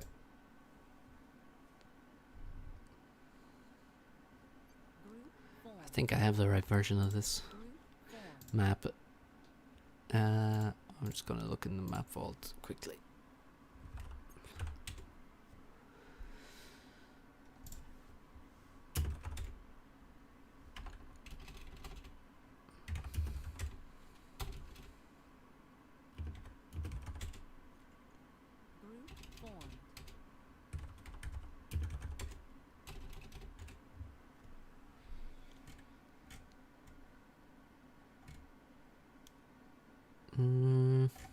Oh, it's got no apostrophe.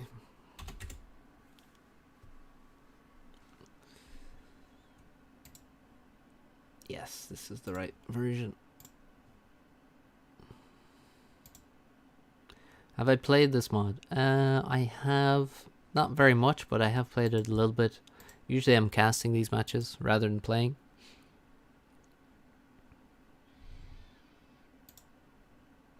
I have played a bit.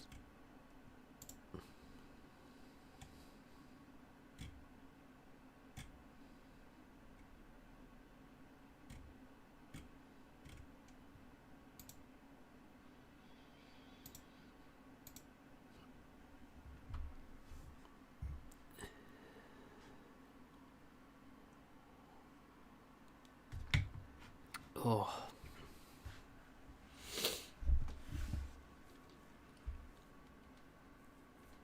We are struggling through the stream. I mean, I am, in terms of just drinking too much yesterday. I'm feeling it now.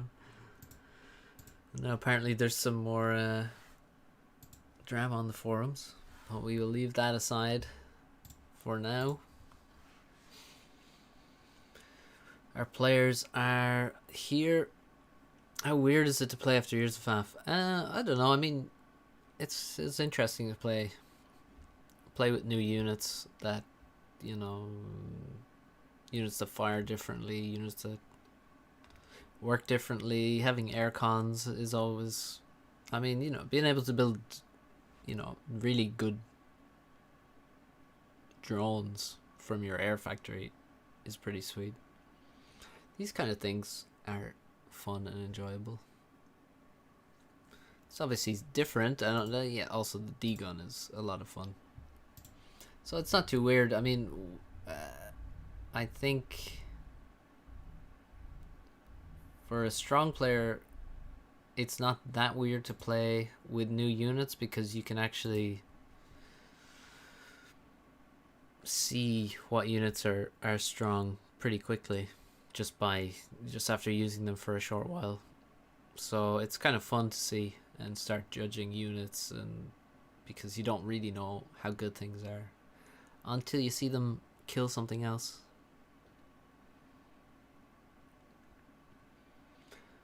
And now we just wait for the last player to X up, and we'll see some Se7ven's gameplay. I wonder if the TA factions will be on the front. It seems like they will.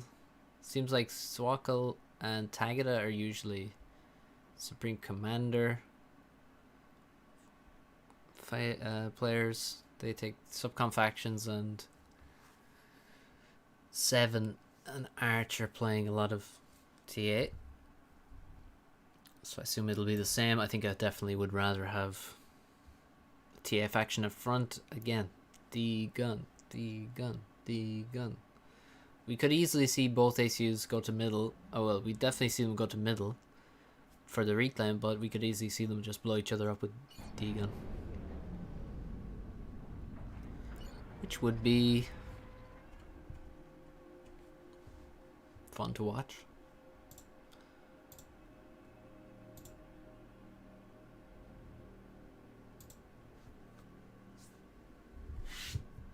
Now, oh, Se7ven is Aeon, okay, and Tagada is the TA player. We got a K-bot lab first. Not going first there. I mean, I think as TA faction, I don't know. Is there any reason not to go air first? I don't know enough, but maybe there's a reason. The D-gun is basically the equivalent of overcharge. Two K-bot labs first. Yeah, it's the equivalent of overcharge. So, but it's actually more powerful than overcharge by a lot. So it's very good. Oh, Arch has walked his commander by accident. That's very sad. He built on top of reclaim, I think. Actually, maybe the blueprint or the footprint of the factory might be a bit larger than he thought by looking at it. That might be the case.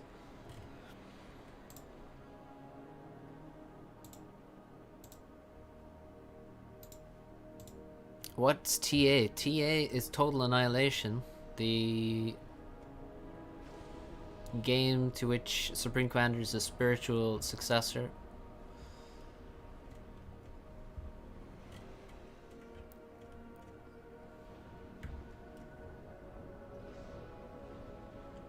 What's up, Andrani?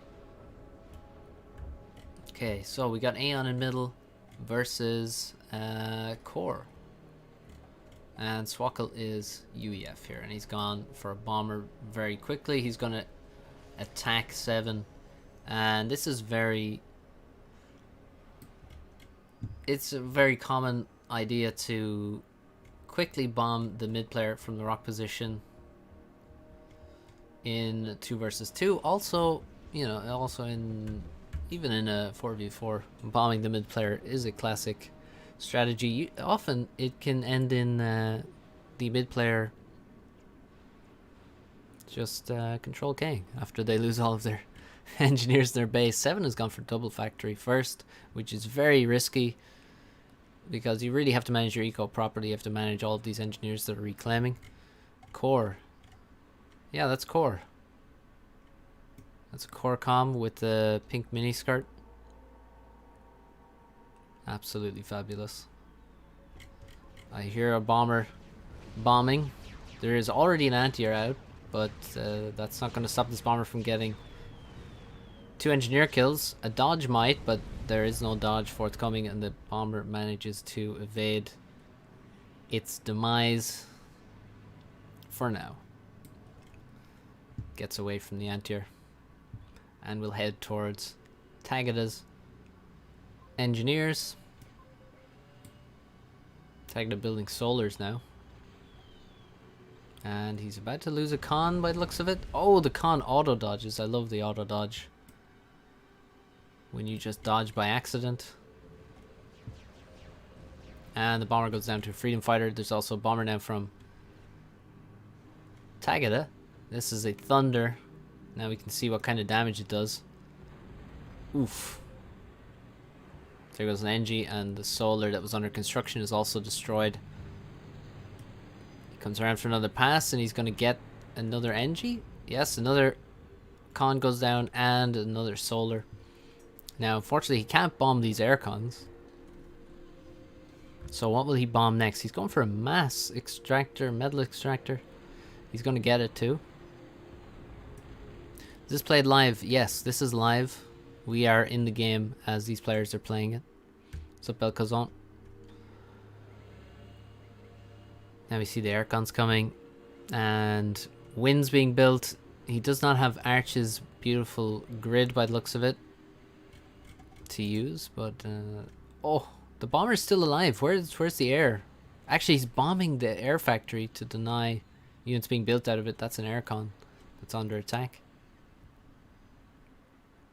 See how much damage this does.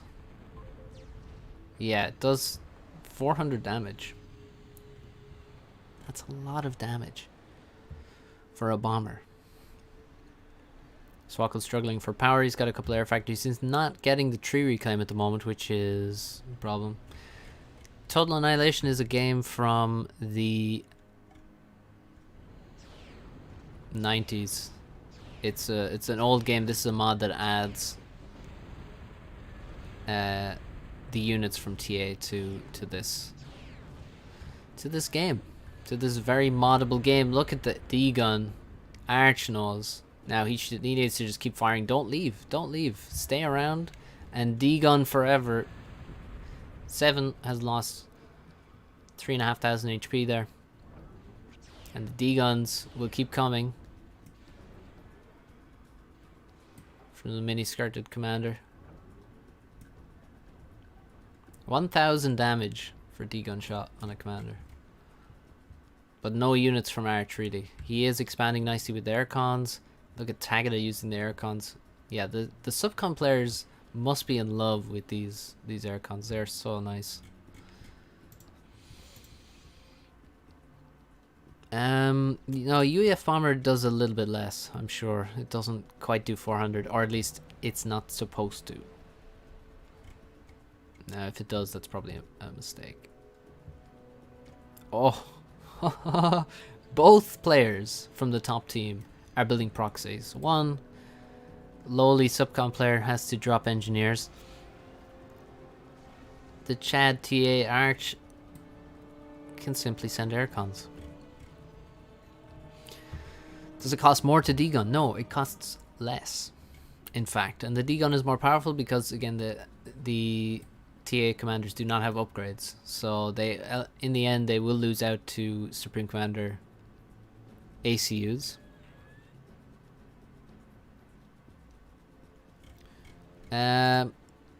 I mean, UAF bombers almost do 400 damage. They do like, they can do like 350 pretty reliably. So yeah, it's not.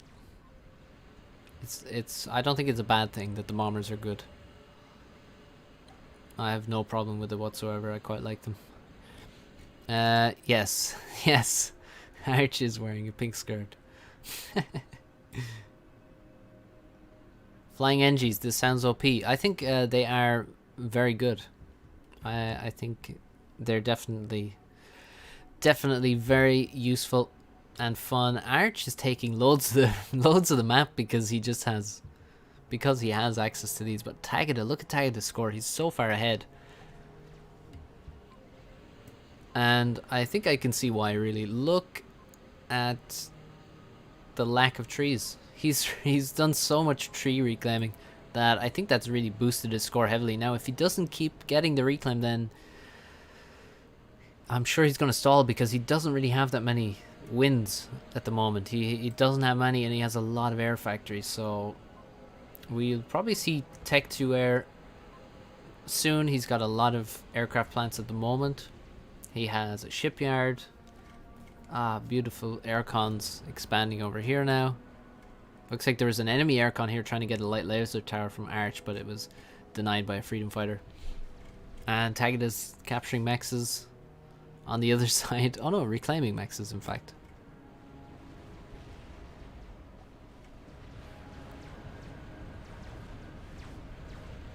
Raiders step forward and fight the Aurora. Not sure what the best tank to use for TA faction is against the Aurora. Dragon was saying that Aeon is very good versus TA factions. I guess they don't have. Well, they surely do have a long range. Maybe the anti-air is quite long range. Perhaps that could do something against Aurora. I'm not sure. That's a question I don't know. I think that real quick, Dragon. The reason why I say that is because remember, TA units do not automatically target blips. Ah, okay. So your long range artillery and anti-air will not fire back at the Auroras. Right. Initially. So you need the radar. Yeah. Tagada has paused the game, and it seems to have paused the game just as a lot of units from Swkoll are moving into the base. 3, 9. Tagada says he has 12 airfacts and can't make T2 airfac. I can't actually talk to him in the game because I'll just say it to observers. I think he should be able to make T2 units out of his factory, should he? Or no?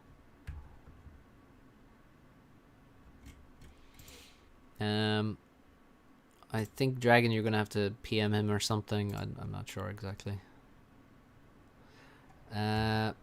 But yeah, this is the mechanism, one of the mechanisms of teching up. You can simply, I mean, you can, in TA, in this mod, you can upgrade a factory normally, as you would in Supreme Commander.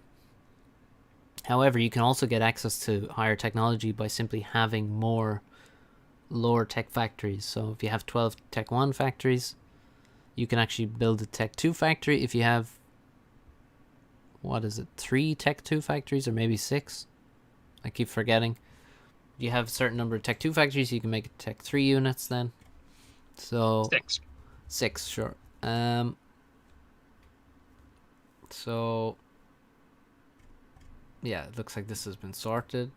Thanks, Dragon. You can see T2 mexes. I gotta say, the T2 mexes are something that is also extremely good in TA. Look at this, +8. +8 mass. Beautiful.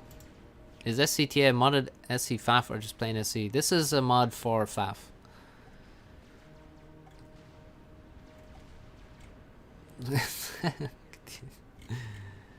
That's kind of weird. It is a little weird, but also at the same time it's kind of cool. More options. Nice D-gun. Se7ven tries to dodge it. It's not easy to dodge D-gun. I mean, it's impossible to dodge overcharge, but you can at least try to dodge some D-gun. Se7ven. Oh, the bomber's coming in, killing some Aurora. But overall, the Aurora is just doing quite well. The thuds. Oof. Okay, I take it back. The thuds are nice. I do like the thuds. I remember looking at them in Sandbox and thinking, yeah, thuds are going to be good, and we are actually seeing them being used pretty heavily. Se7ven is not in a good location there. He cannot shoot, but he can be shot by those artilleries. He gets under the water, but look how low he is. My god, he's dropped a lot of HP to the thuds there. He's down under 4,000, and he's under pressure, but the proxy, I mean, there's only one factory from Arch here, but there's so many factories. Oh wait, here's the second one. The units from Swkoll are going to be very annoying for Tagada. Question is, will they be annoying enough? Because Tagada is, you know, putting on a bit of pressure on the other side. He's got a frigate, got a couple of frigates. He's got air cons. And he's taking some map control. The Tagada overall just has a very high score. Arch not really abusing the air, well, he's queuing up a lot of wins, a lot of air factories, but he's not really making any economy, which I think is probably a mistake. And Se7ven actually is going to grab the last T2 Rex left in the middle and build walls. Good old walls.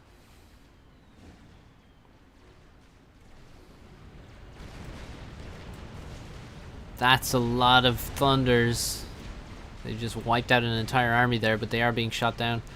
They don't have a huge amount of HP.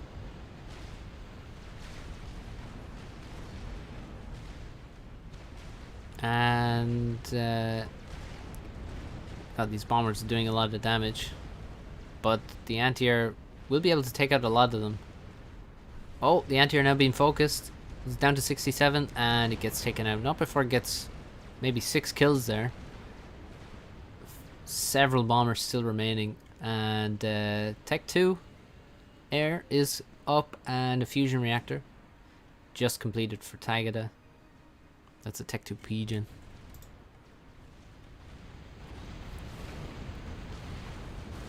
Have I tried Bar? No, but I will be trying Bar soon. Next week there is a tournament where I'll actually be playing Bar, and I'll be playing Planetary Annihilation. It's hosted by Swkoll, actually. Now, I've never played either of those, so I might have to practice a bit during the week, but yeah. I will actually be playing Bar next week. And yeah, this proxy, you can see every factory's now been paused, and because it's been completely run over by Tagada's forces and Se7ven's forces, and it looks good for the bottom team right now. They're lacking things on the top side. There's a Hawk doing some damage, raiding some mexes. It takes a little while though, and thuds are under the water. They are getting hit by depth charges. PA, ooh. Yeah, I don't know how well that'll go. Bar looks cool. Bar definitely looks cool. I watched a couple of replays of Bar, and it I was like, oh yeah, it is really just very much is Total Annihilation. From what I know of Total Annihilation. So the warriors go to work, and yeah, this will all be cleaned up. There's so many thunders. You could one-shot an ACU probably with that many. Now, is there an ACU to one-shot? Well, Swkoll's in his base, trying to make T3 air now. That's probably where he has an advantage over Tagada's faction. Bar, yes, beyond all reason, it's a free game, and it's basically, it looks very much like it's a TA. It's very much a TA. game. Punisher, oh, we've seen these. These are very good units. It looks like it's taking a long time to build. It's probably a big stall from Arch. I think Arch really needs to eco big time. There's no eco upgrades from him, and I really believe in the power of those Tech 2 upgrades for their mexes. So many thunders. So many thunders. Thuds can simply walk up cliffs, walk along the seafloor. Terrain is no obstacle to them, so they could be entering the rock base soon, which would be hilarious. That's where they're headed. Look. Yes, go my thuds.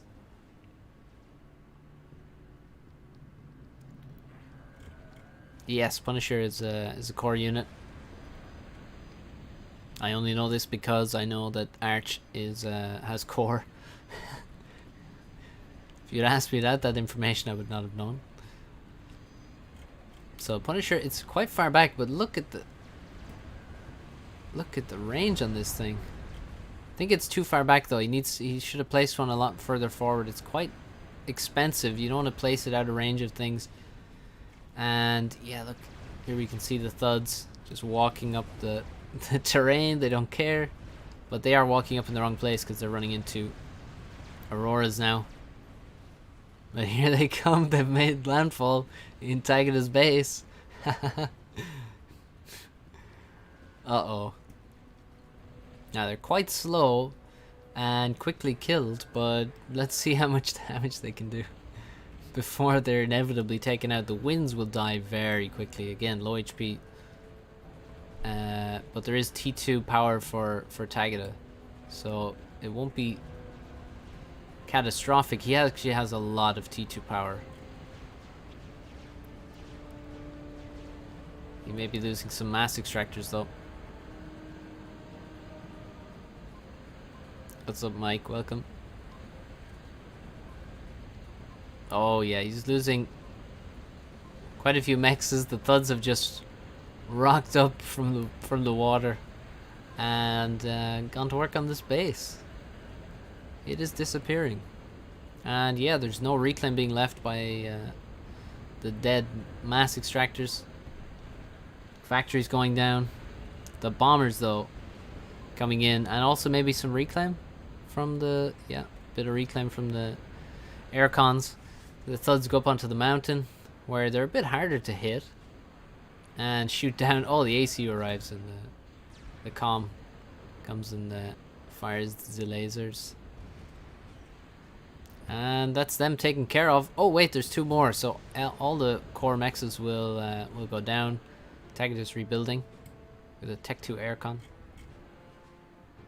And there's more thuds heading to the island. Ah, yes. Finally, people abusing the K-bots. Is that Optimus Prime? Yeah, that's him. He's got a bit of a Mesoamerican style head on him, though, to be honest. Looks like some kind of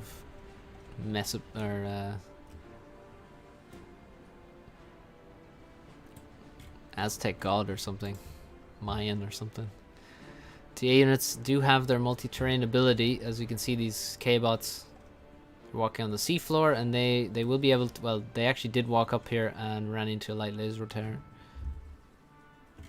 So they can just climb over cliffs quite easily.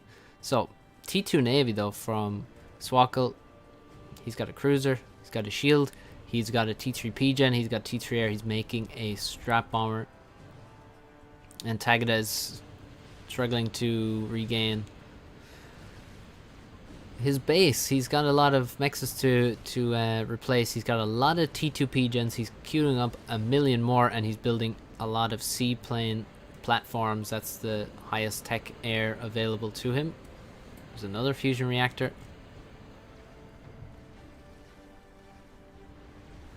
The attack in the middle is really not relevant, to be honest. It's just a lot of Aurora and... oh, well, there's some Obsidians. And there's just a lot of T1 from Arch. I'm not sure what Arch is going to do. His K-bots are Well, they're actually going down to the missile tower as well. Missile towers are quite nice. They've got good range, not great damage though. But good against these guys. Laser tower will go down, and after it, the defender, and he may lose. He looks like he will lose all of these mexes, to be honest. Nice use of the K-bots.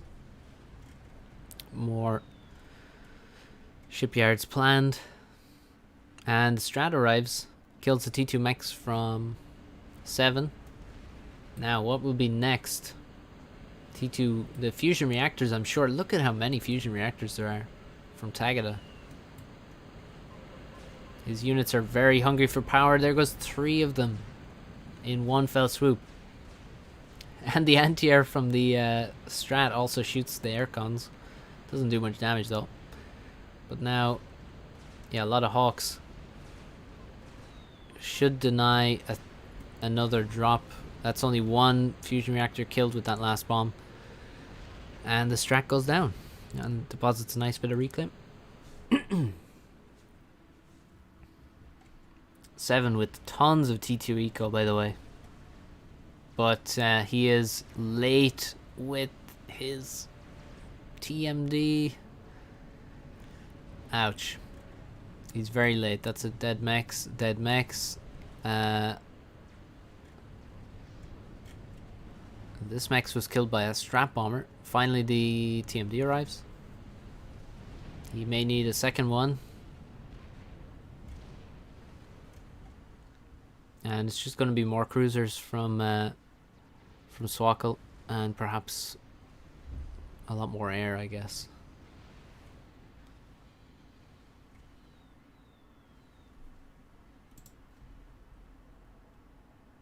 A lot of brawlers. A lot of brawlers for Tagada. And this game, I mean... Oh, big drop here. Lobos. Into the expansion. There's a lot of dead T2 mechs coming. There's 2 of them down. And more soon. Will the engineers leap into action and begin reclaiming? They will not. Oh, the Hawks come over. And... oh, they just about saved this T2 mechs. And will they save more? I mean, these Lobos are actually too close to this mechs to shoot at it. So the Hawks did really well. There's a lot of Hawks for Tagada. He's making tons of them. He's making more. Oh, he's making a T3 reactor now. And yeah, the island almost completely killed. 200 HP remaining on one of the mexes. And yeah, the K-bots did a great job there. Brawlers move in. Begin doing damage. That's a ping from Arch on the gunships. Requesting air support. There are ASF from quite a few ASF from Swkoll, about 10, maybe 11, and the T3 mechs is almost online. Can you borrow tech? Yeah, you can get some. You can get some NGs. You can get some TA tech. And no, I think you need the right NG to build the right tech. But I haven't tested tech giving in TA. Metal makers from Tagada. He's building what would be called mass fabs. +3 mass, -150 power. And yeah, just a lot of seaplane platforms. He's making... let me see what planes these are that are going to come out. Oh, a drop of Lobos. Will that land? Oh, it lands, but there's only 2 Lobos left because the AoE will kills the Lobos in the transport. Tornadoes are the ASF equivalent, I suppose, of for the TA factions. Sentinels being constructed. I don't think those are going to protect against the cruisers. They don't seem to be anyway. Need TMD. Really. Cruiser's gonna kill a huge amount of stuff here. And the game is shifting more towards the top team, I gotta say. Look at these Punishers as well. Look at them. Here we go. Here's one. Here's one.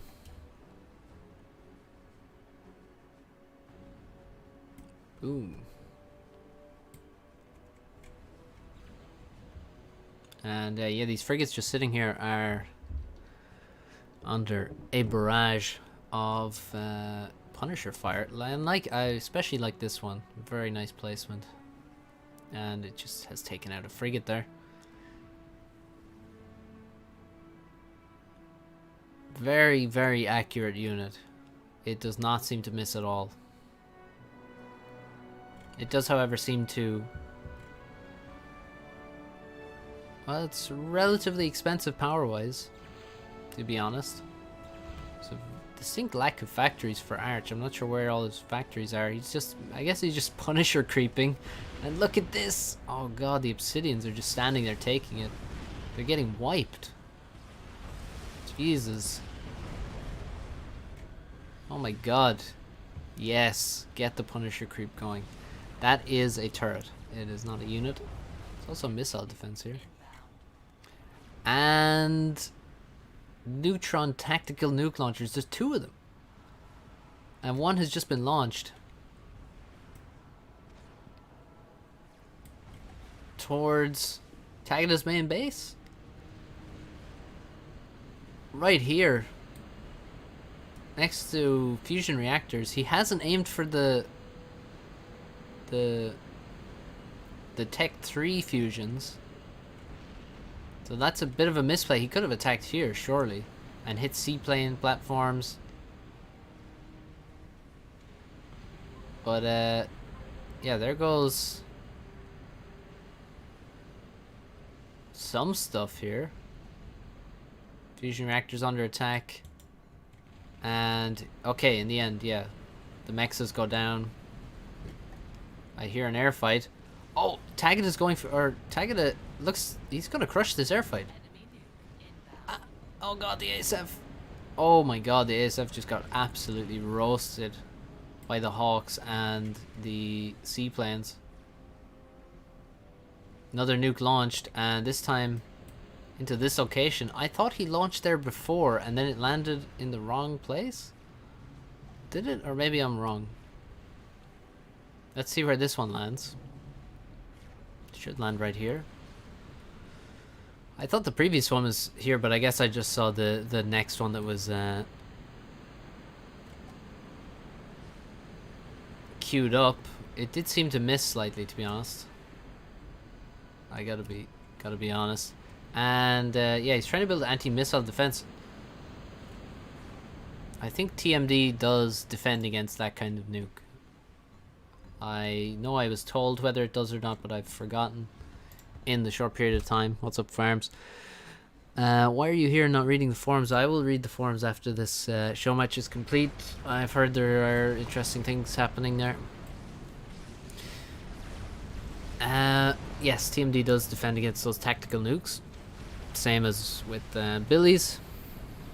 As you may be aware, T3 Air is up for 7. He's got T3 P-Gen. Gotta say, Se7ven is playing well.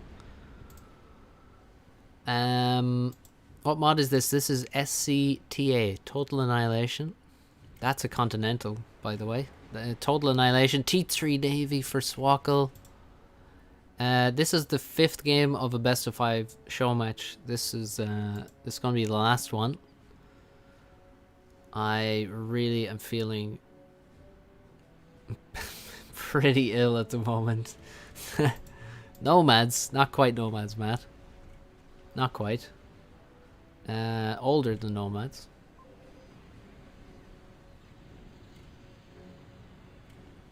Okay, the Ranger missile ship needs to be put to use. It needs to start taking aim at things. I wonder, does this... Yeah, it is 2-2 at the moment. I mean, every game would be played since it's a show match, but at the moment it is 2-2 anyway. Yeah, the Punishers have gotten so many kills. Every unit here was killed by Punishers. Tagada seems to not be taking notice of this. I'm wondering, do the missile ships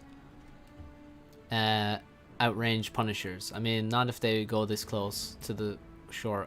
Yeah, this missile ship is doomed. He begins retreating, seeing that he's getting owned, and I don't think he's going to be able to retreat, honestly. I think the Punishers are going to take him out. They are just too accurate for any kind of, like, watch this. Brutal.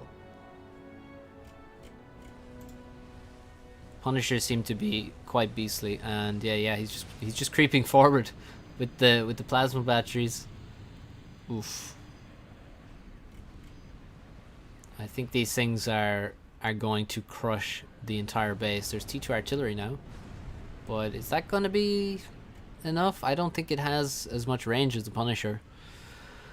Could be wrong. That's a lot of T3 power for Tagada. He's making a Retaliator. That's a real nuke. That's what that is. That is not a tactical nuke launcher. And he's building it very far forward. He really should build it back here somewhere. Battleships move forward, and if the Punishers don't take out this base, the battleships surely will. Probably in concert they will wipe everything out. That's a nuke from Swkoll as well. Just completed, and the missile is under construction. Some K-bots being annoying again, walking through the water and over the cliffs. They are met with some resistance. There's a lot of air from Tagada, but it doesn't seem to be doing too much. I mean, this is great from Swkoll taking control of this position. He's going to start making anti-air. He's got factories up. He's taking the mexes. This is great value. If you compare, I mean, Swkoll, I mean, Tagada has been extremely slow to take back this, and has no presence on the enemy beach. He has lost one of his most expensive ships as well. Look at all these aircons, T2 aircons. They have 9 build power.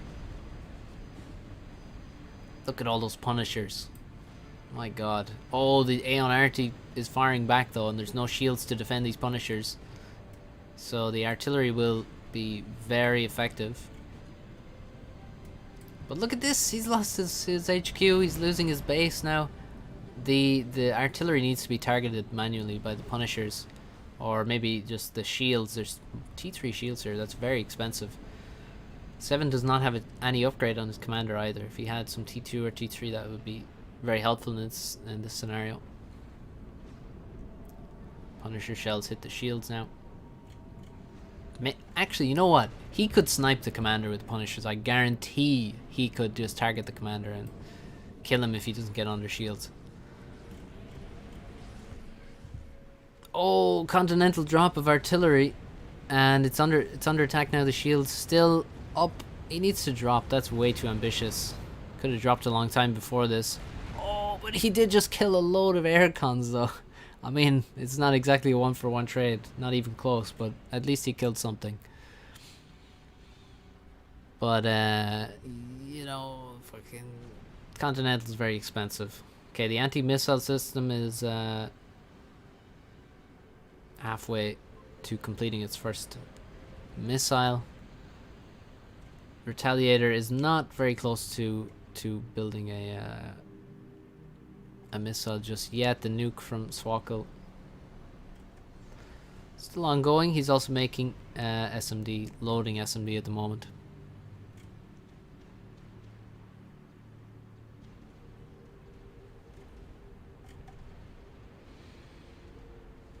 Yeah, it needs more aggressive air units, I think. I mean, I suppose he's able to. I mean, he's able to deal with Lobos and things, but unless the problem is he can't get rid of these cruisers, and the cruisers stay here and defend this base. And maybe, I mean, if Swkoll had a bit more mass, he could maybe start investing in some higher tech, maybe some more spam or higher tech land units on the beach and attack the back. Look at all these mass fabs, all these metal makers. Can those really be allowed to just exist back here with very few defenses? Not sure if that needs to be allowed. And the Punishers, are they being pushed back here? Well, no, actually, they're making ground. He needs to take out the shields, though. You want to target the shields first so that they don't pop back. That T3 shield should be dead already. It's not protected. It only has 300 HP. And it's about to pop back online and save this base. When it desperately needed it. That is a nuke. A tactical nuke. Another one from the neutron. One of the 2 neutrons.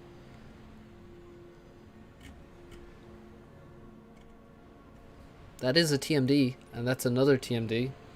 A Scarab. Now let's see if this is enough to defend. I'm actually not sure.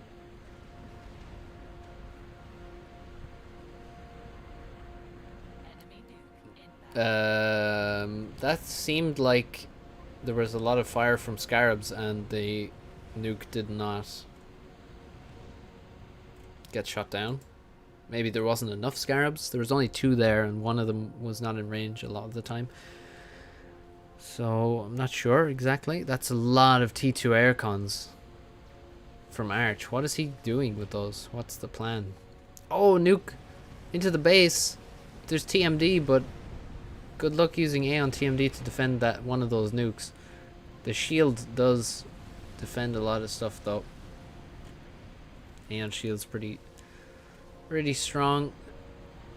I would love to see a gantry and the equivalent of an experimental built by Tagada. That would be nice.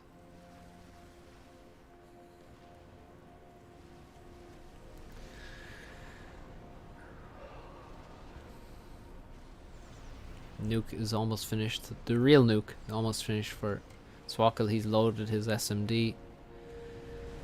And the nuke from Tagada not very close to loading.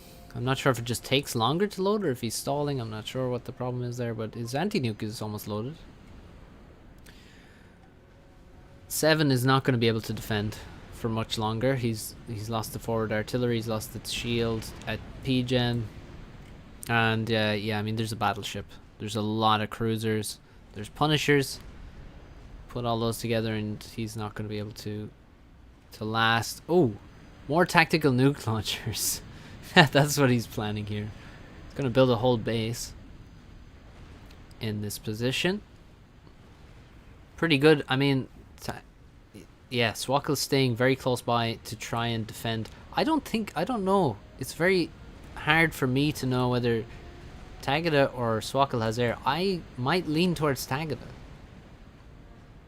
I think Tagada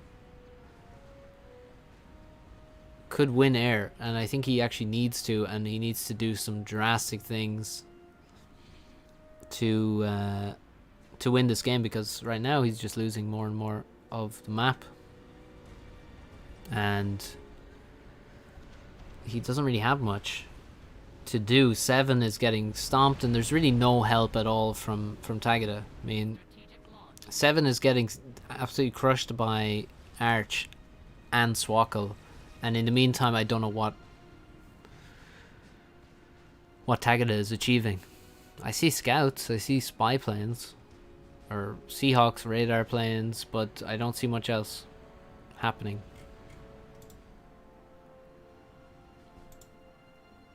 That's the real nuke that has just been launched, and it's been launched to this location, but there is a protector loaded. I believe he launched it here towards all of this T3 power.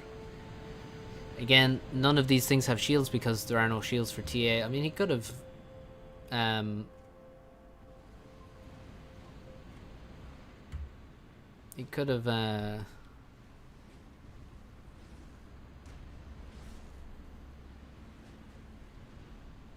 gotten the shield from the Aeon.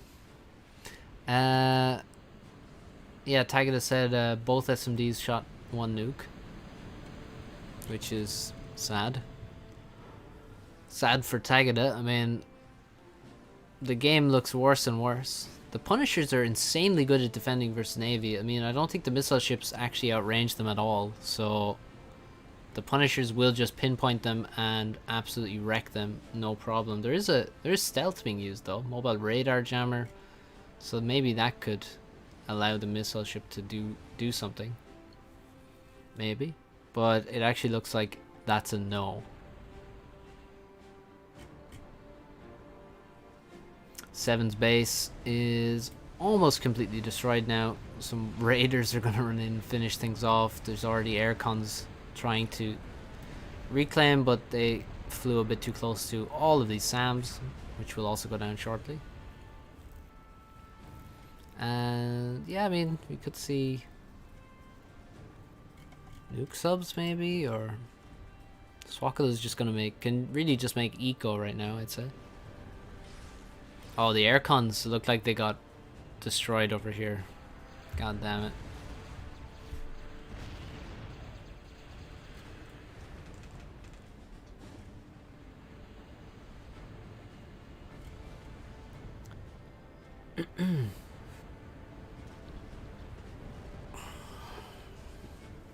Okay, what is the plan here? How does this game come to a close? I don't see what Tagada has really available to him. He's making another Retaliator. His first one is still not even loaded though.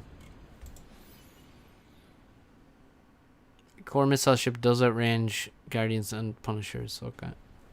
Well, this one is not outranging them. I don't think Tagada is manually sending them into range unnecessarily.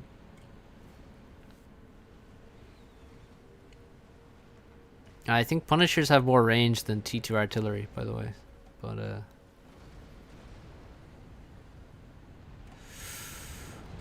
airfight. Let's see the airfight. We all want to see it.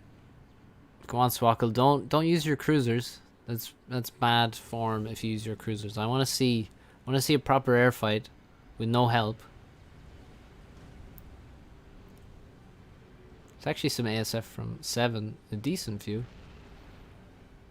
Alright, let's see it. I want to see a fair airfight here. Leave the cruiser, Swkoll. Oh my god. Come on, it's good form to do an airfight before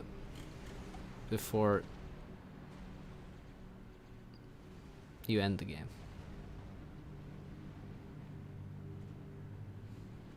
Looks like they're also shooting the cliff. Oh, what's shooting the cliff? Oh yeah, look, the missile ships actually hit that hill there. But so did the Punisher. Yeah, look there. They're both shooting that hill.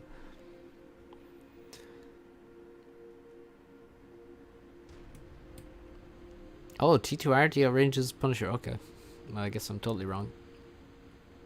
Come on, Swkoll. Give us the airfight. It's a show match. Let's see an airfight. God damn it. Oh, now look, he's gonna fight over cruisers. Lame.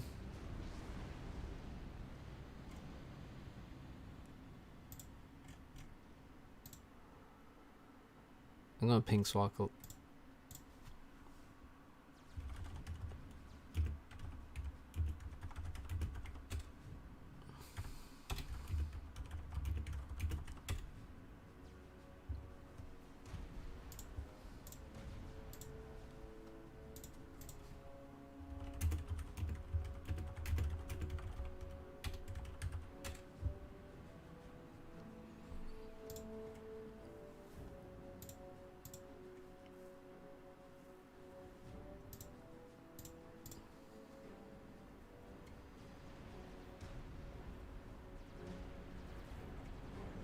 Oh no, now he's gonna be shooting he's gonna be shooting ground units when they start fighting.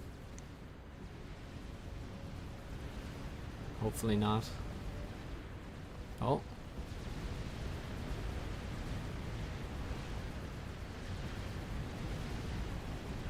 Are they shooting ground units? No, it doesn't look like it. Looks like they're just getting dominated. Oh. Okay, the ASF absolutely crushed there, but you can see a lot of the ASF are like half HP. I think if they had just done it normally, where it's like you could just fight over if they were both ready for the fight, maybe it would have turned out differently. But the ASF crushed. Oh, nuke launched. These tactical nukes. Yeah, Tagada's formation was off. It's true, because he was like annoyed. He was trying to force the fight by just going to the base, and that kind of screwed his formation totally. Right, so Swkoll and Arch win the final game. That's 3-2. That was quite a. I think these matches were quite nice to watch, and honestly, it's pretty impressive. Good play from the guys. They had a good idea of how the factions should be played, and yeah, it was interesting. We saw some abuse of the K-bots and things. That was quite nice. The Punishers look beastly. Look at the mass kill. 10k, 8, 7, 9. And we got to see a lot of units. 14,000 mass kill, by the way. So this was fun. This was a great show match. Now I want to plug. Tagada made the insane mass fabs. Yeah, he made a lot of them too, and you can see the power spam and the mass fab spam was serious. But he didn't really know, he didn't have tools to go into there. It seemed like he was trying to make retaliators. And it's like, well, what do you make at this point? As a TA faction, that's his difficulty, I guess. But yeah, thanks everyone for watching. I'm gonna plug a couple things. So there's a couple tournaments coming up. We have next week we have a tournament hosted by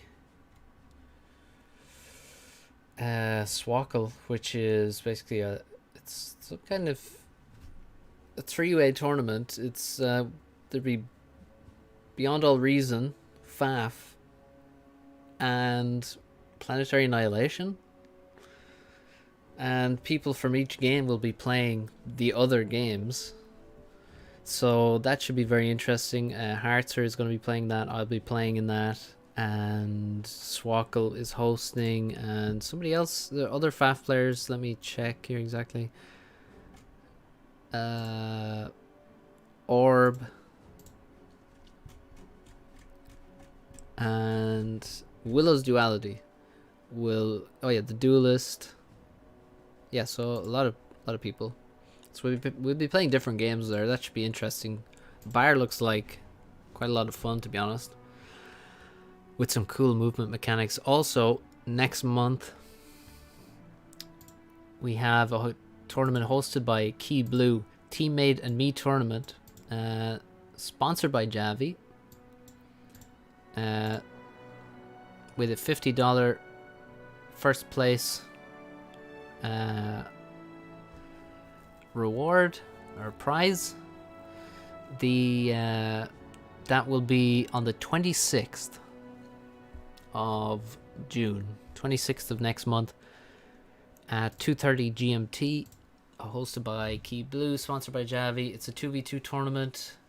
You have to play TMM to get into this tournament. You have to sign up, and when you're signing up, you should note whether you can talk on Discord.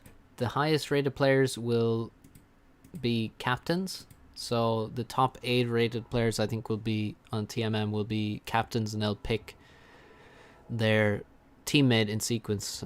So it should be a lot of fun. I'll be playing that tournament. As far as I know, I've signed up at least Tagada, Bully, Hartzer, Wounded, and others, so do check out that tournament. Thank you, Kevin, for subscribing, and that's all from me. We're gonna end the stream here. Thanks everyone for watching. Hope you enjoyed, and yeah, check out those tournaments on the forums, and I'm gonna go throw up. See you soon, guys. Bye. Question about the mod, just Dragoon101 on Discord, just let me know. Sure, yeah. Tournament from TMM is on the 26th of the 6th. And thanks, Dragon. Alright, see you next time, guys.